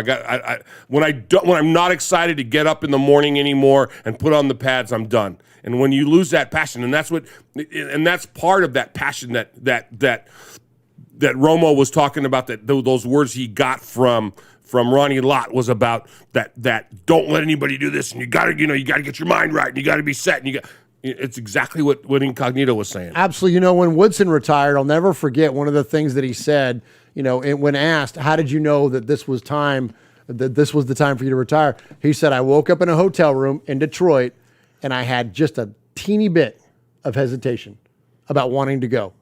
And he goes, and that's when I knew that was it. This was going to be my last year. It was just that one, he said it was just a little bit of hesitation. That flicker. It wasn't even like he laid in bed and wondered what he was doing, whatever. It was just that boof, and that was it. And so you're right, Mosh. When you lose that, even for just the smallest amount, then that's it. Jeff, you want to say anything on Incognito? I love the guy. He's awesome, right? He's awesome. He's one of the most Raider guys, like you said, that we have probably on this whole football team. And there are some, some cool old school feel Raider guys on this team, but nothing like Richie. Nothing like Richie, man. He's pretty awesome, man. And here in the twilight of his career, you could just hear him. He's just loving it, man. He's having a good time. He's mentoring, younger players. And I think, he's going to be an excellent, player for us this year. Sadly, of course, getting hurt last year. All right. So we went from the old cagey vet. Let's go to the new guys. Man. I want to talk about Amik Robertson. We touched on it earlier. Amik Robertson, when he got drafted by the Raiders and he got on the call, had tears in his eyes. You heard so much passion for football and so much gratitude to be drafted by the Raiders from this young man. He quickly became one of our favorites. And then we started seeing what he could do on the field. And then last year, and then we started seeing what he could do on the field this year. This is a guy that plays way bigger than what he is. He's got incredible length to his game. There's a lot of people that are even saying that he needs to be playing on the outside. I don't know if I'm convinced of that yet, but I am convinced of this. This dude's a dog. You hear players say that all the time. Absolutely. You need to be a dog. This dude is a dog. This dude is a Raider. This guy is, as we talked about last week, the new mob squad here of the Raiders secondary. Right. This guy is cementing his place as one of those members, and I dig it, man. And you know what else is kind of funny? And I know we talked about Will a bunch tonight. Will, who often refers to himself as the Wolf. Well, guess what? There's another lone wolf now on the Raiders. Tell you what, they trying to mic me up on the most serious day. You feel me? I be quiet most of the time. I be trying to lock in, but they got me mic'd up, and I'm still gonna be me though.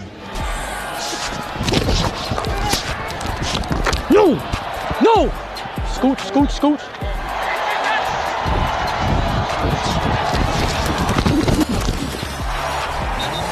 I'm here now. I'm here now. Come on. I'm here now. Play right here. That's a big time play. That play right there? Yeah. If your ass would have went inside, they're scoring. That's a big time play.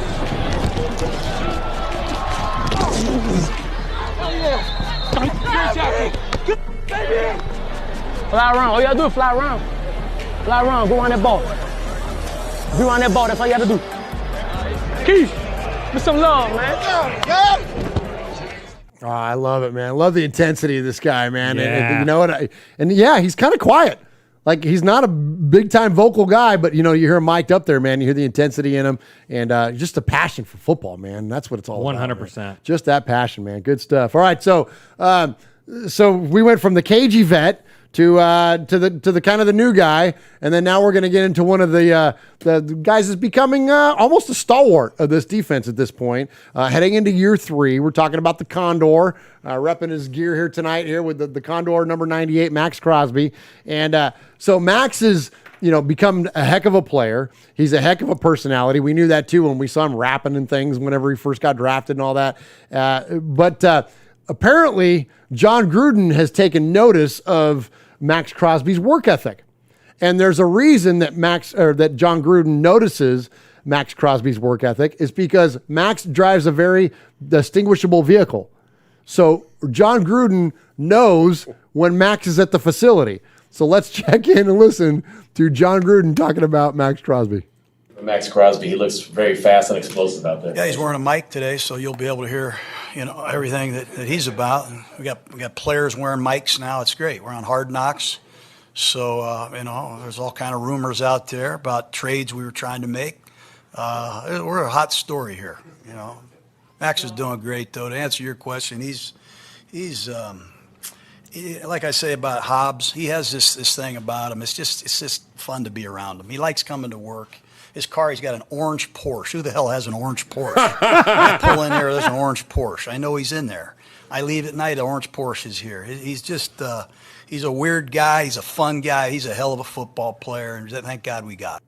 I love that. A weird guy, a fun guy, and a hell of a football player. Is there anything more Raidery than that, Mosh? An orange Porsche. An orange Porsche, apparently, yeah. Love it. I love it, man. Great stuff there from Coach talking about Max Crosby. All right, I got one more for you. This might be my new favorite Raider. Of the new guys, of the new crop, from everybody from the draft class, the free agents, Gerald McCoy might be my new favorite Raider. I think that, again, another guy embodies the spirit of the Raiders and is just balled out in the preseason. He's got that quickness back. He's got a lot of spirit left to his game. Swag Jeff, we're going to listen to McCoy talking about what number he's going to wear, and then coming out of that, I want you to hit on it and tell us a little bit about what we have in newfound Raider Gerald McCoy. Fans on Twitter are giving you some slack about your number. I will be 93. Is that better? That's a part of being a leader, man. You don't just come in and snatch up somebody's number. Like, let some numbers become available first. Like, Frank, I could be 61 in preseason. Oh, but Monday Night Football. Yes. I love that. I love it. I love that. So like Murph said, I'm with you, man. I'm super excited about this guy. He's a 10-year vet, has played 139 games in the NFL. Strong presence in the middle. Strong presence. He's one-time first-team All-Pro. He's a 6-time Pro Bowler. He's got 59.5 sacks in his career. Dude's got credentials. That's legit for an inside player, man. Absolutely. 235 solo tackles, 334 combo tackles. But this is the stat that I love. Okay. 153 QB hits.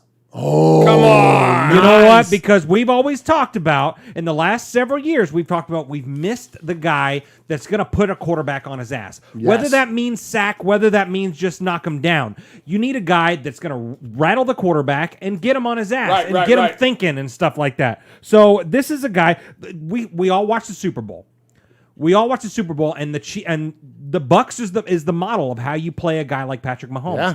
Get him on his ass early and often, and knock him off of his game. You know what I mean? That's right. Absolutely. So this dude is going to rattle Patrick Mahomes. He's going to rattle a bunch of quarterbacks, and then we're going to have success. Okay, so you know what I really like about that stat, Jeff, is 153 quarterback hits. Yeah. Okay, so we're going to be playing quarterbacks that he's already hit. Oh yeah, I love that. Oh, absolutely. So it's gonna be that. Oh yeah. The guy's been in the league. He's 33. He's been in the league 10 years. I think you said. Didn't you say? So like, yeah. So it's gonna be okay. So yeah, and he's gonna be bringing that mindset, bringing that to the defense. Going, he's vulnerable on this way. Blah blah. I mean, it's like stealing signals. Well, that interior pass rush is something that we've missed, and now look, and we pair him up with a guy like Solomon Thomas, and like I'm fired up, dude. Like let's go, dude. Man. Like, Ron the Materator says that it's different from because Arden Key in his career has had 153 almost hits, and he added one to the stat on Sunday. Oh my God, stupid Arden Key, man, swing and a miss. We don't talk a lot of smack around here, but if you're going to take a run at us, and you're going to take a run at Coach, and you're going to take a run when you have nothing to back it up with, then we're going to take a run back at you. And when Arden Key said, I can't wait to play the Raiders, and Cody on Twitter said, why? So you can almost sack our quarterback? Right. Like what have you ever done? Like, you've been 18 inches away from making a play the entirety of your NFL career. Yeah. Like, you're not a threat, bruh. Wasn't he the one that missed that sack against Deshaun Watson, and that one where Deshaun scrambled out of it and then caught the tight end right there in the corner, and we lost the game? And he's also the one that ripped freaking Ryan Fitzpatrick's face mask off to give up the freaking deep pass to the Dolphins that cost us that game too. Like, Arden Key cost us more football games than he got sacks in his career. I like what Q-Dog says. I almost miss Key. Almost. and then he goes, Almost. Yeah. Well played, Capo. Well played. All right, Mosh, hit a break, and then let's get into our last segment. Hey, we're just talked about these two guys. We're going to go doubles.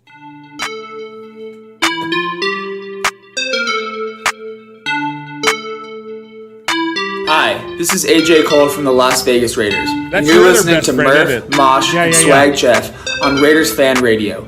Just win, baby.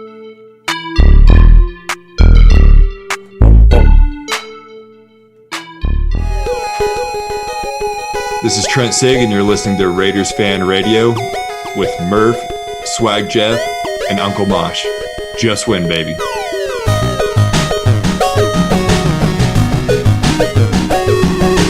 All right, Murph, Swag Jeff, and who's the third guy? Shut up. All right, Raider Nation, appreciate you joining us here tonight. We've got one more segment to get to before we get to your emails and phone calls or email. Yeah. Emails and voicemail. I'm like, wait, recount in your head, Murph. Before we here at the top of the show. But before we get to that, Swag Jeff, who's in the chat room tonight?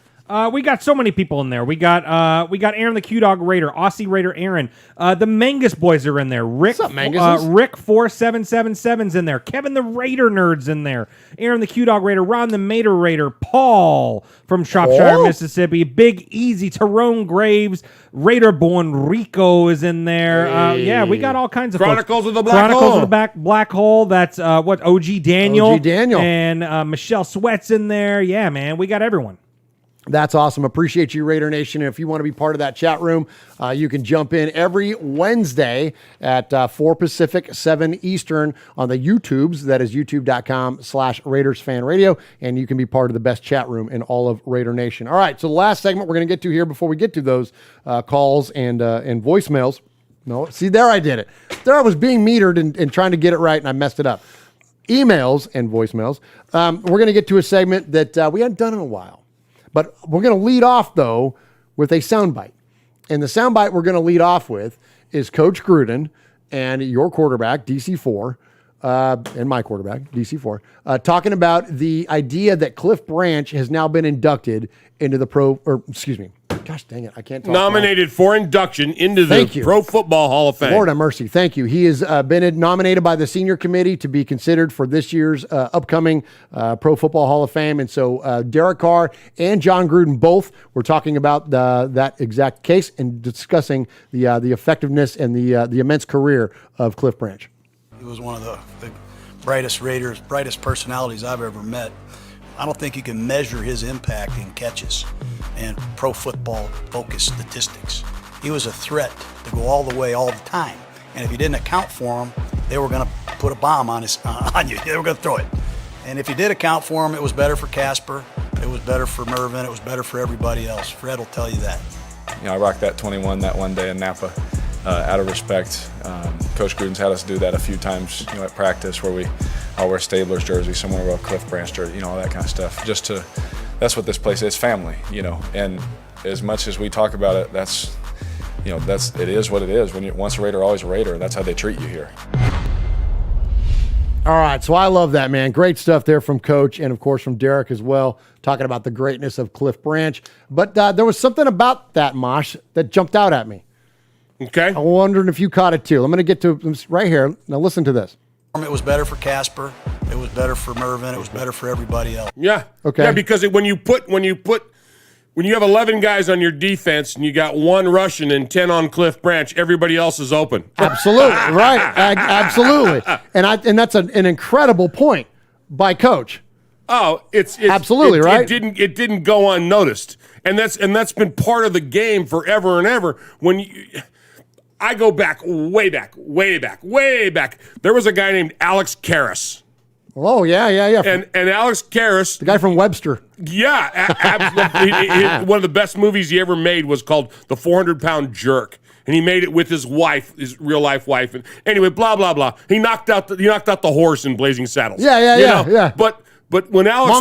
Mongo. When Alex would rush up the middle and they'd have to put 4 guys on him, your ends were coming in, sacking quarterbacks like crazy, but you couldn't stop him.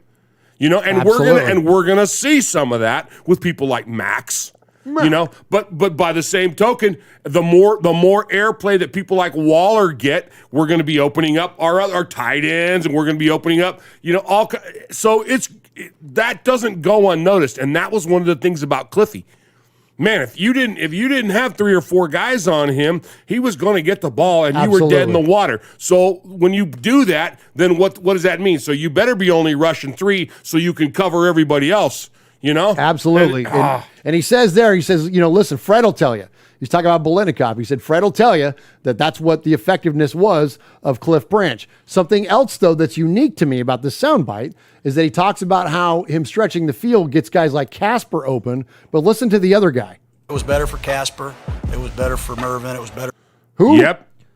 Mervyn. Swervin' Mervyn? Your boy. They didn't play together. Murph's Black Hole of the Internet.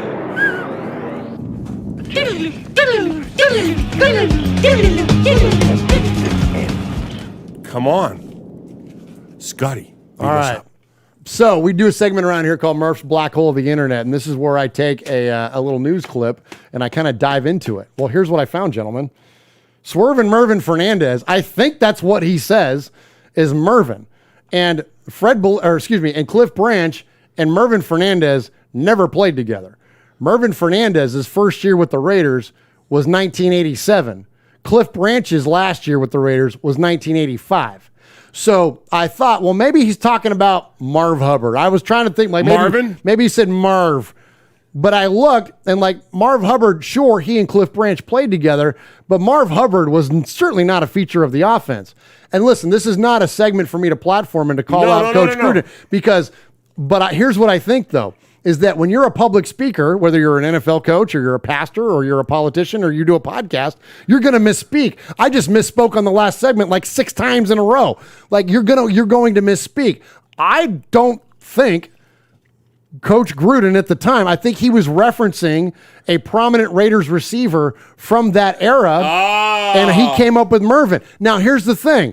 This is what's interesting, and this is where we go black hole of the internet, is that when you look at when Mervyn Fernandez was drafted by the Raiders, it was 1983. Well, I just told you Cliff Branch's last year with the Raiders was 1985.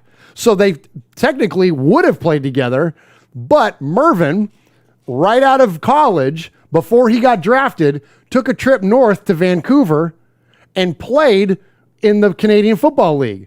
After he got drafted by the Raiders, he decided he was going to stay in the Canadian Football League. So Mervyn, who is in the Canadian Football Hall of Fame, didn't play for the Raiders, as I mentioned, until 1987. So while Mervyn is in the Canadian Football Hall of Fame, a little prior on him, stand out for San Jose State University. He and I went to the same high school. He originally caught the attention of the Raiders leading into the 83 draft. At 6'3", 205, he was built for the Raiders' passing attack, and Al Davis responded by selecting him with a 10th round pick back in the day. However, Fernandez did not land with the silver and black immediately. He first headed north to suit up for the BC Lions, spending 82 to 85 in the CFL, showcasing his abilities. Well, the speedy receiver topped 1,000 yards receiving in 4 consecutive seasons to start his career and named to the CFL All-Star twice, and he was also part of the team that won the Grey Cup in 85. That's their Super Bowl. After 5 seasons with the Lions, Mervyn Fernandez finally headed south to join the team that originally drafted him. He spent 6 years in Oakland, tallying 209 receptions, 3,700 yards, and 19 touchdowns. Mervyn wasn't exactly as effective as in the NFL as he was the CFL, but he still contributed with other big players for Al Davis and the Raiders. His 209 receptions are 17th all-time in the record books, and his yards are 9th, so he's top 10 still in yards, just behind Jerry Porter. So he was inducted into the CFL Hall of Fame in 2019, and just an absolute stellar career north of the border and south of the border, south of the Canadian border, for the Raiders, but never played with Cliff Branch. So I'm not calling a coach out for the misspeak, I think that's what that was. Wow. And you don't find that out if you don't go in the black hole of the Good internet. black hole of the internet. Good job, Murph.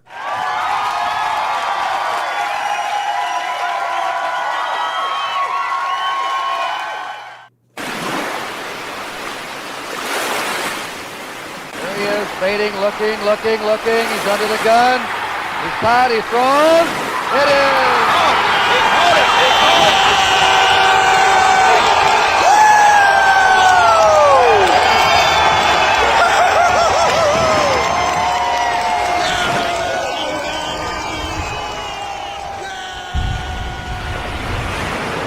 All right, Raider Nation, we appreciate you joining us here live for episode number 215 of Raiders Fan Radio. We appreciate you, everybody that's in the chat. Swaggo, who we got in there tonight? We got Ron the Mater Raider, Big Easy, Matthew Mangus, Raider Born, Rico, Aaron the Q-Dog Raider, Rick 4777, Chronicles of the Black Hole, Aussie Raider Aaron, Daniel Mangus, Matthew Mangus, Tider Raider. Who else we got in there? Paul is in there. Yeah. Paul? Yeah, we got Big Easy's in there. We got a whole bunch of people in there, man. All right, appreciate everybody that's joining us live. And so speaking of listeners and Raider Nation, I want to also call out one more thing too. We'll call this out a couple of times before we get to the voicemails and the emails. There's a tailgate going on for the September 19th game in Pittsburgh. This is being put on by our good friend Jimmy Zebach, who is the president of the Great Lakes Booster Club. He asked us to shout this out. This is their tailgate that will be on the 19th. Here's the flyer here. No, that's not Arden Key. That is probably Alden Smith there wearing 99, sacking Ben Roethlisberger. But anyway, so check out let me see if I can find the website on here. If you just search for the Great Lakes Booster Club, and you'll see that logo there. Of course, Freddie Bolitnikoff, and that's where Fred is from Erie, Pennsylvania, where they are headquartered. And so definitely check them out. Support that. We're going to shout this out quite a bit more as we go through the season. But definitely support the Great Lakes Booster Club and our good friend Jimmy Zebach. Yeah. All right. So here at the top of the show, what we like to do is we want to celebrate the amazing participants in terms of emails and voicemails. You can contact our show a handful of ways. Join us live. We have Facebooks, we got the Twitters, we got all those places. But to be on the show proper, you got to send us a voicemail, which you can call the voicemail line at 909-345-3346. That's 909-345-3346. Or you can send us an email at show, that's SHOW, at RaidersFanRadio.com. And now if we play your message, your voice message, 3 times on the show, we refer to you as a made man or a made woman. Or if you email us an indefinite amount of times, we refer to you as a made man or a made woman. And that's our way to just kind of honor you as being a contributor to the show and not just a participant sitting back, but also jumping in and joining the Raider Nation party that we do here each and every Wednesday night. So we always turn this over to Uncle Mosh and these fantastic emails. And Uncle Mosh, who do we have tonight? All right, we got a couple of them tonight. Yo, what's up, Swaggy, Murph, and the one and only Uncle Mosh? I hope everyone is safe and in good health. Haters will hate and Raiders will be great. Nice. All love and respect to the Raider. Oh, perfect. Short and sweet and to the point. That was it, man. I love that. I love it. Perfect. All right, on to Paul. Evening, everybody. Hope you are all safe and well.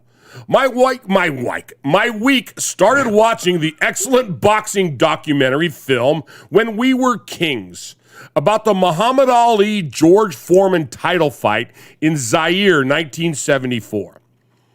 It was a superb, absolutely superb piece of film about 2 great sportsmen. Indeed, has there ever been a greater sportsman than Ali? What a man he was. And I mention this because Don King was a prominent player in the whole thing as mediator, promoter, etc.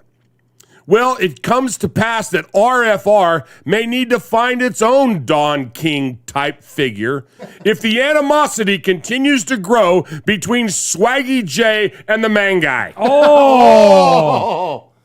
The atmosphere is getting more and more tense by the week, and some kind of control measure may be needed.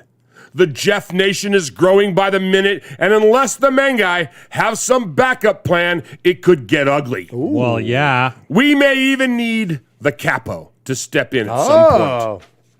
So, the preseason is over and the real business of regular season football is, thankfully, just 12 days away. It would seem that everybody is genuinely pleased with the way the preseason games went. Inevitably, though, there have been injuries to some key players, which will lead to some readjustment in the thought process. I have read that some in Raider Nation are angry with Coach Gruden for not playing more starters. I don't agree. Surely the best way to do things is to test the depth of the roster and asses what talent you... I'm sorry. You went asses instead of assesses. Asses instead of assesses. That might be my favorite thing you've ever done in an email. But he wrote asses. Paul, why you got to do me like that? I love that. Roster and assess what talent you have, or asses what talent you have. Yeah. We got some much needed playing time into the younger guys, and we have our answers as a result. None of them can complain that they weren't given enough time to impress. It's always nice to see players perform so well that they give the coaches something to think about. And Nate Hobbs and Trey Regis stood out to me as certainly having done that. B.J. Emmons, Keelan Doss, Nathan Peterman, they had their moments as well, but competition in those areas would always prove difficult for them. O-line and linebacker depth is still a worry, though, and will hopefully be addressed. Personally, I don't think you can ever have enough linebackers, so I'd be going top-heavy on the roster with them. Perhaps KJ Wright is still an option, even though we've signed Denzel Perryman. As I type, the Raiders have just announced the final 53-man roster for this new season. Safe to say there are one or two surprises, and I'm sure we'll see some come back to the practice squad if they clear waivers. I called 47 out of the 53 this year, so I'm getting better.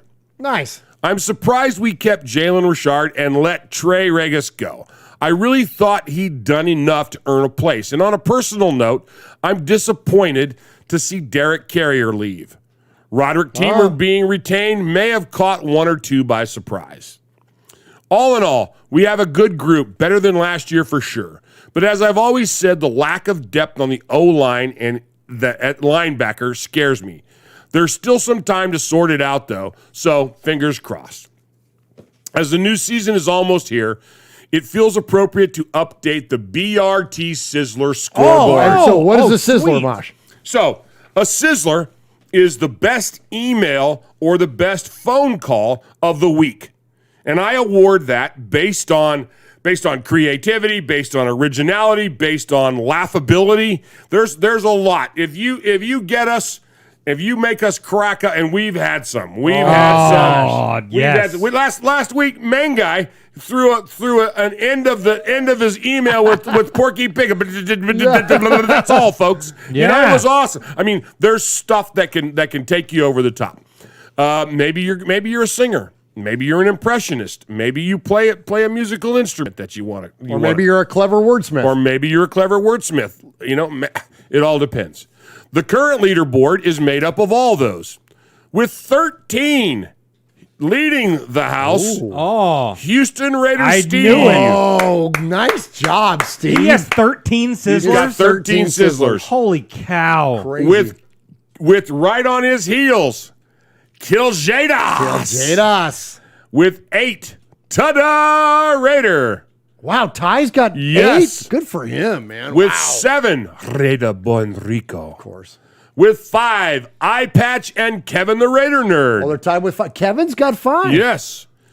At 4, Coach Davis, Matthew Mangai, and Pirate 1975. Nice. With 3, B-Dog in a Pasture, Daniel Mangai, Raider Ramon, Rev Raider, and the Raider Karaoke Kid. Nice. There are currently 27 others who have 1 each. Really? Wow. I'll read those in another day.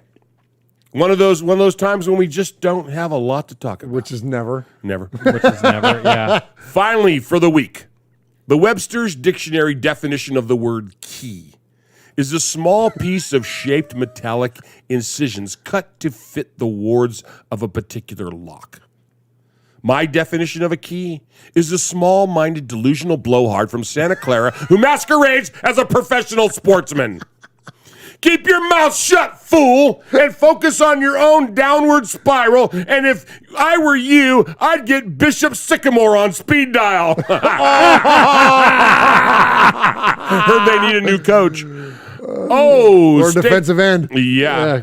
Get it, Stay Key. safe, RFR family. Love you, Raider Nation. His Lordship, the Royal Scribe, Paul Egerton, Shropshire, Mississippi, Pauly Award winner 2019, Foggy Glasses Award winner 2020, BRT Sizzler scorekeeper, proud made man, five-time plus one, winner of the Raiders Fan Radio BRT Sizzler Award. Paul. Good job, Paul. Paul. Paul. Paul. Paul. Paul. Paul. Paul. Paul. Claude. Paul. Paul. Paul. Paul. Paul, your name Paul? Hello. Paul. Hello. Paul. I met him with Paul. Who? Paul. Paul. Yes, Paul. Paul's not here. Hey, Paul. Paul. Hi. I'm Paul. All right, appreciate. I'm sorry. No, I'm you sorry. go. No. So at the end of Paul's letter, his email, he rattled off for our new listeners. He rattled off a list of he listed his. It was all his cred, his lordship. Pauly Award winner, Foggy Glasses, BRG's proud man, 5-time. So on all that stuff, for those of you that are our new listeners, what we do is we have once a year we have what we call the Fannies. Yeah, and it's our award show. It's our award show. We like the award show. We love our fans. That's what our show is fan radio, right? Raiders Fan Radio. So we celebrate the fans, and a lot of these are awards that Paul has gotten. Paul's a superstar in our world. Well, yeah, absolutely. And there's other awards. There's, the Crier Weiner Award. There's, Foggy Glasses Award. There's a bunch of awards. You'll hear us talking about them, and we'll update you, and anybody can qualify for those awards. Absolutely. So if you are so inclined, please email us, show@RaidersFanRadio.com, or as I mentioned earlier, you can call the show at 909-345-3346. That's open 24/7. That is the Raiders Fan Radio hotline. Leave us a message, and if we play your message on the air 3 times, you can be a made man or a made woman. And so Mosh said that Paul, he mentioned that is the superstar of our emailers. We got a superstar of the voicemailers, though, yeah, too. we do. And he's kind of the leader of the crew. Every crew needs a captain. We call him the Capo, and he always kicks off this segment. He is Aaron, the Q-Dog Raider. Greetings, Don Murphy, Larry Moss, on the boss, Sonny, or Sergeant Arms, the Sizzler, Big Raider Trucker, Mojo from the Universe Speaks, Ramon the Mean King, Swag Jeff, Ron the Mater Raider. Nation, we're on the precipice of the 2021 season. Jim Rome interviewed Andy Reid today, inhaling wings at Twin Peaks. A little bird perched on my Escalade and began to tweet. I scratched my ass and thought, screw the Chiefs. Change may be in the air. Some things have remained consistent, like negative off-season coverage by the national sports media, if the Raiders are even mentioned at all.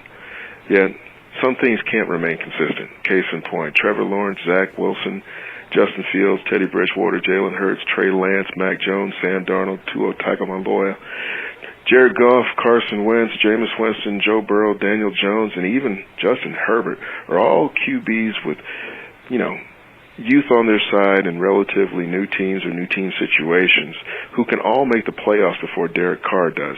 Currently, at 30 years of age, DC4 is the third oldest active QB in the AFC and the oldest in the AFC West. DC4 has 0 playoff appearances. If several of these young bucks bypass DC4 to play, or make playoff bursts, DC4 and his era as a Raider should come to an end this year. Baby Cleveland needs to fulfill his lofty draft status by becoming a consistent disruptor along the D-line. It is pretty apparent that he will not be a sack master, so he needs to become impactful, a la the Aaron Donalds of the world along the D-line. If he fails to launch again this season, he can go the way of almost all-star and fellow number 99, Arden Key. Also, a part of the Put Up or Shut Up watch, Jonathan Abram, Corey Littleton, Damon Arnett, Zay Jones, Carl Nassib, A.J. Cole, and, of course, Ryan Edwards. Bringing it tonight. Tom Brady celebrates his 44th birthday on Tuesday. Will co-host a weekly radio show on Sirius XM called, wait for it, Let's Go. during the football season, and honestly, I'm sick of this guy. I mean, he's going to be on the radio with Larry Fitzgerald and Jim Gray. You know, I, for one, cannot wait for Satan to call in the marker on TB12, Sold Soul, Silver Lining. Salute to now Lieutenant Commander Joe Cantrell, who represents the greatest Navy the world has ever come to know. And for those who may recall, Mojo Raider and I were the only two knuckleheads clamoring for Henry Ruggs III as our number one pick in the 2019 draft. Don't get in your feelings whenever you hear us say, "We told you so." Speed kills. The hit list. Bishop Sycamore Football. ESPN for booking Bishop Sycamore, sight unseen. Cam Newton, Urban Meyer, Jim Rohn, Mike Wilbon, Insurrections, and as per usual, Mike Ditka. Did I make the time limit? Oh, he's the best, man. Good job, Great job, Capo. We appreciate it, Capo. So Capo is, of course, ineligible for Sizzlers because he won so many in a row. We had to finally retire Capo from being eligible to win any of the weekly prizes. But so listen, Capo always brings the best takes. We love Capo's call. I love Capo's calls. He's become a great friend of ours in real life, aside from just the show. My gosh, yes. He's the best. I don't refute him often, but I would like to clarify a point. This isn't refuting his point because his point was factually correct, but I would like to present additional information. So he said the oldest projected starting quarterbacks in the NFL to never make a playoff game, Ryan Fitzpatrick, 38 years old. Next on the list, number 2, Derek Carr, 30. Next on the list at 24 years of age, Joe Burrow. Okay, a guy that just got drafted, played his first year in the NFL last year. There's a serious asterisk on there. 2016, when Trent Cole rolls up Derek Carr and breaks his leg, and ultimately it was Connor Cook that started in the playoff game against the Texans. That would have been Derek Carr's spot. He made the playoffs. He just didn't get to play in them. So I think that's a little bit. Look, you could call it unfair, call it whatever you want. There's a little bit of that, but then there's also this too. Look, a lot of the folks online, Twitter, that present a lot of these opinions, which that exact rundown I just gave you from Josh DeBow, who is a guy that's been on this show, and I would love to have him back on again. But look, there's no secret that Josh DeBow likes to take runs at the Raiders on Twitter. While he will quickly put out something like that, a tweet like that Derek Carr is, the second oldest player in the NFL to not make the playoffs.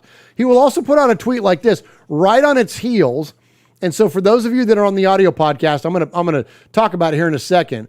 But when you talk about the metric for the most effective player in the final 4 minutes of a half, the best quarterback in the NFL to win you a game in the final 4 minutes of a half, who's number 1 on that list? Anybody want to shout it out? You love to see that. Mm-hmm. Who's ahead of Patrick Mahomes in the number 1 slot? That would be Derek Carr. Derek freaking Carr. So look, we can pick and choose stats and numbers and ways to pick on, but look it. When I see this and I see that it goes Carr, Mahomes, Tannehill, Breeze, Russell Wilson, Ryan Fitzpatrick, Jameis Winston, yes, that Jameis Winston, Aaron Rodgers, and freaking Tom Brady, I'll take that company all day long. Well, yeah. All day long. So now that said, Capo's criticism is fair, and let's not give any of that criticism. Let's not give it any more reason to be right, because right now everybody's right. So let's go, Derek. Let's win win some games. Let's win that playoff game. I might get a T-shirt that says "Win it for Capo." Oh, nice. Well, you know what? I love one of my favorite shirts. I almost wore it tonight, but I wanted to wear the Max shirt. The one that I have, it says "Vamos, Car." Vamos, nice. let's go. Let's come go. on, Car. Come on, Car. Come on, Car. Let's do it, man. Let's win a playoff game. All right, let's jump into these voicemails. We got 4 to get to before we get out of here for the night. Appreciate everybody joining us, and we're going to start off with the newest made man here on Raiders Fan Radio. We're coming out of the gate hot. Hey guys, this is OG Daniel of Chronicles of the Black Hole. Just giving you a call. Wanted to talk to you because I got a lot of friends I grew up with who happen to be Dallas Cowboy fans, and they're already talking trash about the Thanksgiving Day game. They're a group of friends. I call them the Brokeback Mountain Gang, cowboy lovers, right? And they're talking trash, and I just can't wait to see Derek Carr take a big bite out of that turkey leg and send Dak Prescott. Let's go, man. Whataburgers they make there. I mean, have you ever had a Whataburger? Who puts mustard on a burger? What kind of people do that? Anyway, go Raiders. Let's have a great season. I love it, man. Yeah. Appreciate the call, OG Daniel. And He's so funny. He is. He's I great. feel like 2 of his 3 calls, he talked about food. Because we never talk about food around here. Well, because he talked about the pineapple on the pizza the week before. Can you tell his age? Yeah, he was born maybe the day or before or the day after you. He's one of my people, okay? Yeah, we talk about food. Shut up. No, look at me. Look at me. Have we met? Have we met? OG Daniel is definitely wearing suspenders, and he's at the Hardee's at 5 a.m. having coffee and biscuits. There's no doubt. Absolutely. There's no doubt. But anyways, we appreciate Biscuits are an art, bitch. Holy crap. Mosh is passionate about his business. I can't even get it out. If you can't get passionate about your biscuits, what can you get passionate about? That's exactly right.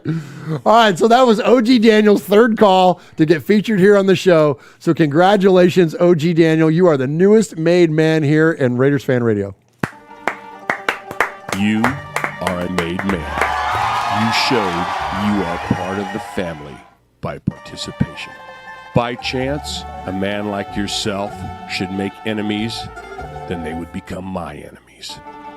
Showing you are a friend of Raiders Fan Radio, you have leapt across the line. Friendship is everything. Friendship is more than talent. It is more than the government. It's almost equal to family. Be loyal. Made man, Raider fan. Someday, and that day may never come, I'll call upon you to do a service for me. But until that day, accept this as a gift.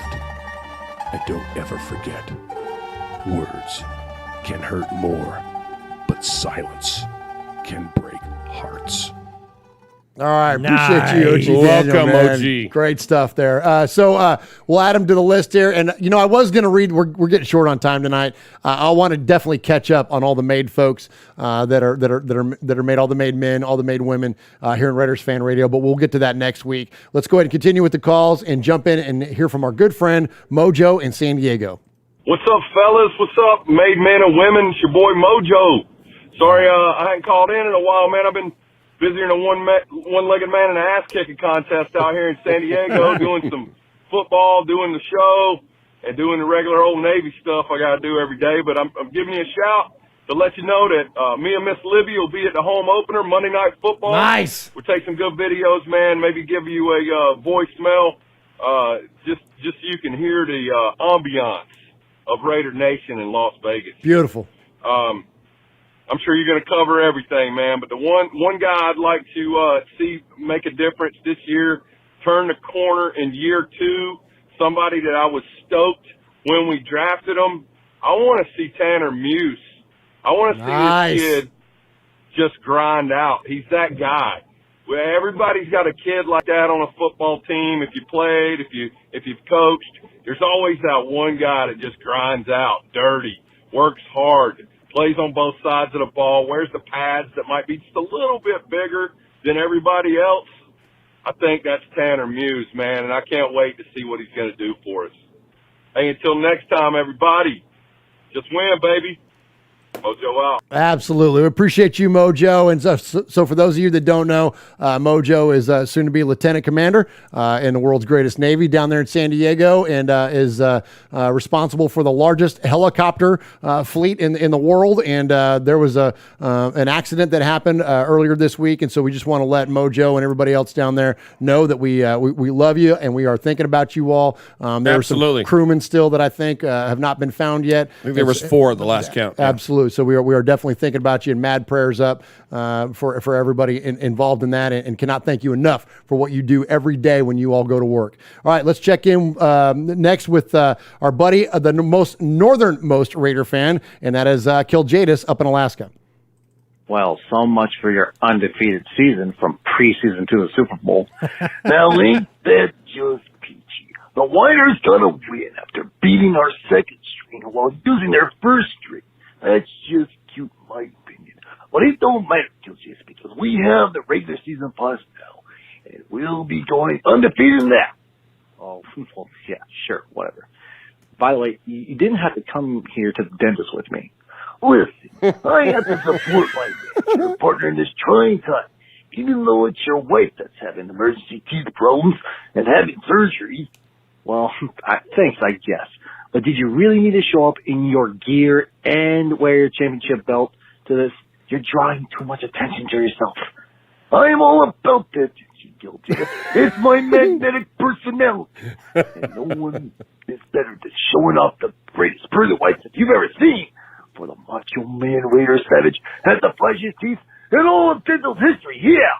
Keep it down. People are looking at us. Well, much like my dental hygiene and drawing attention, the Raiders are going to do the same thing.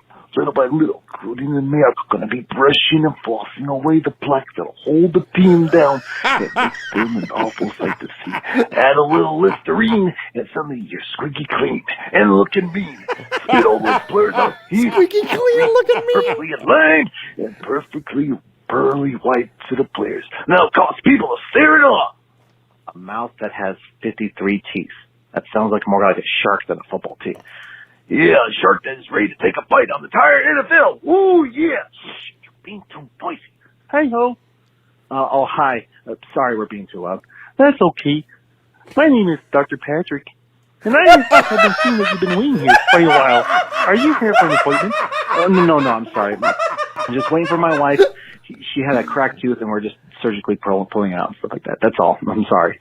Oh, well, I couldn't help but notice your attire. Are you Raider fans? What up? Oh, nothing. I'd like to introduce you to our special cleaning service for Raider fans. My appointment's on the 24th. I can hold out till then. And my teeth are fine. Is your tie a little red and yellow? Where'd you get your degree from? Purely coincidence, but it was Missouri. But I must insist that you both come with me. It's my job as a doctor to treat Raider fans. In fact, I'm not insisting. I'm forcing. Come with me. Hey, let go of me! He's taking me away! Bring back! Hey!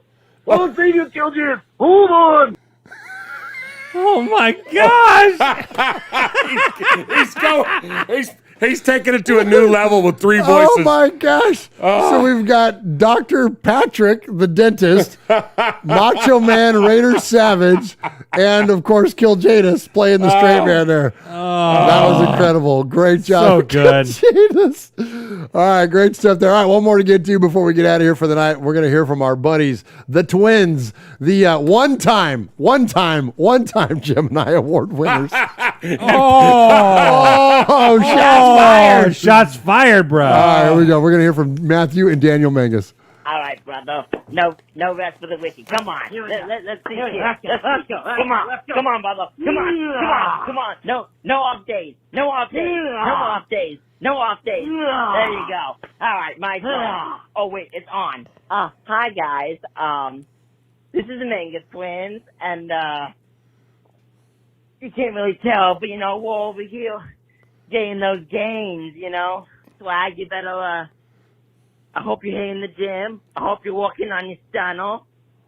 Because, we're definitely ready. I was born ready. I came out the womb ready. Yeah. Calling you out, Swag Jeff. Unfortunately, I love though, we have school. Yes, we have school. We'll have to kick your ass at recess. After college gets the ass whooped. Oh. After college ass first before we can kick your ass. But do not worry. We have not forgotten. You will get your match. And to all of our listeners out there, to the tens and tens of our listeners, you are looking at your WWE World Tag Team Champion. Oh, let's go. Peace out. I love it. Holy cow. I love it how they call out the tens and tens of listeners. Well, yeah. Oh, my gosh. That was incredible, man. I love it. I love it. Swag Jeff, they're calling you out, buddy. I cannot wait to beat both of you guys. Oh, my God. I can't wait. Is it going to be a handicap match? Yeah, I don't want any help. You don't need I don't need any help. You don't even need this. You need the pan? I don't need that either. Swag Jeff and that's pan? your tag team. Swag Jeff and the pan. Okay, perfect. I'll just use this kill shot. Look at this. Oh, look at this. Go. Yeah, there's going to be one right here and then one right over here for Matthew. Oh, and then one on the other side for Dan. You got to get them both, man. Yeah. Well, yeah. All right, there you go. Yeah. Well, All right. if it's Uncle Mosh talking, it's only going to be a one-on-one match. Yeah, because there's only one main guy. Yeah, absolutely. Hey, and you'd be the main let's main go. guy. Let's go, man. I'm ready, dude. I'm ready. Great stuff there from the Mangus twins. All right, Uncle Mosh. So out of who's the best of the best tonight? Man, oh man! So we kicked it off. We had a couple of great emails. Tada Raider came in with just a quick, short and sweet. Paul had a fantastic, classy email, one of his best. I loved it. Of course, I butchered the word assess. And then we got into the voicemails. OG Daniel with his Dallas Cowboy rant. I love that in his shot at the fans.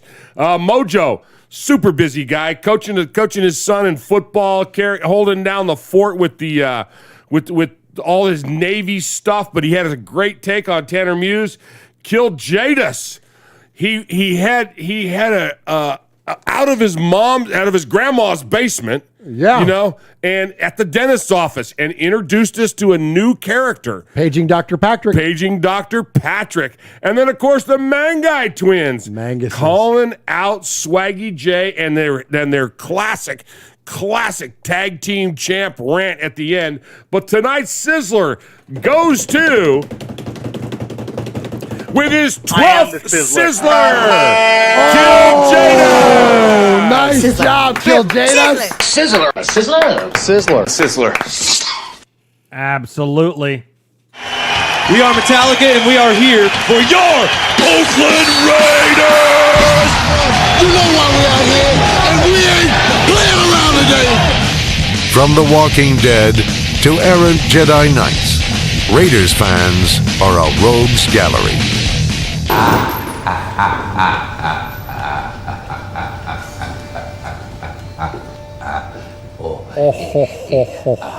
Tens of listeners was just hilarious. Tens of listeners got that was great. Good job, Matthew. If you guys are in there, good job. Great job there, Matthew and Daniel. We appreciate you. Appreciate everybody joining us here tonight. I'll leave it to Swaggo to shout out everybody that's in the chat room. But first here at the top of the show, as we end the show, I want to thank the great folks at FanSited. Again, I want to thank I want to thank Patrick. I want to thank Cribsy. I want to thank Carrie for welcoming us to the FanSited team and Just Blog Baby and all of the new listeners across those websites. We thank you so very, very much for checking out Raiders Fan Radio. And if you like what we do, you can check us out on the YouTube. That is youtube.com/Raiders Fan Radio.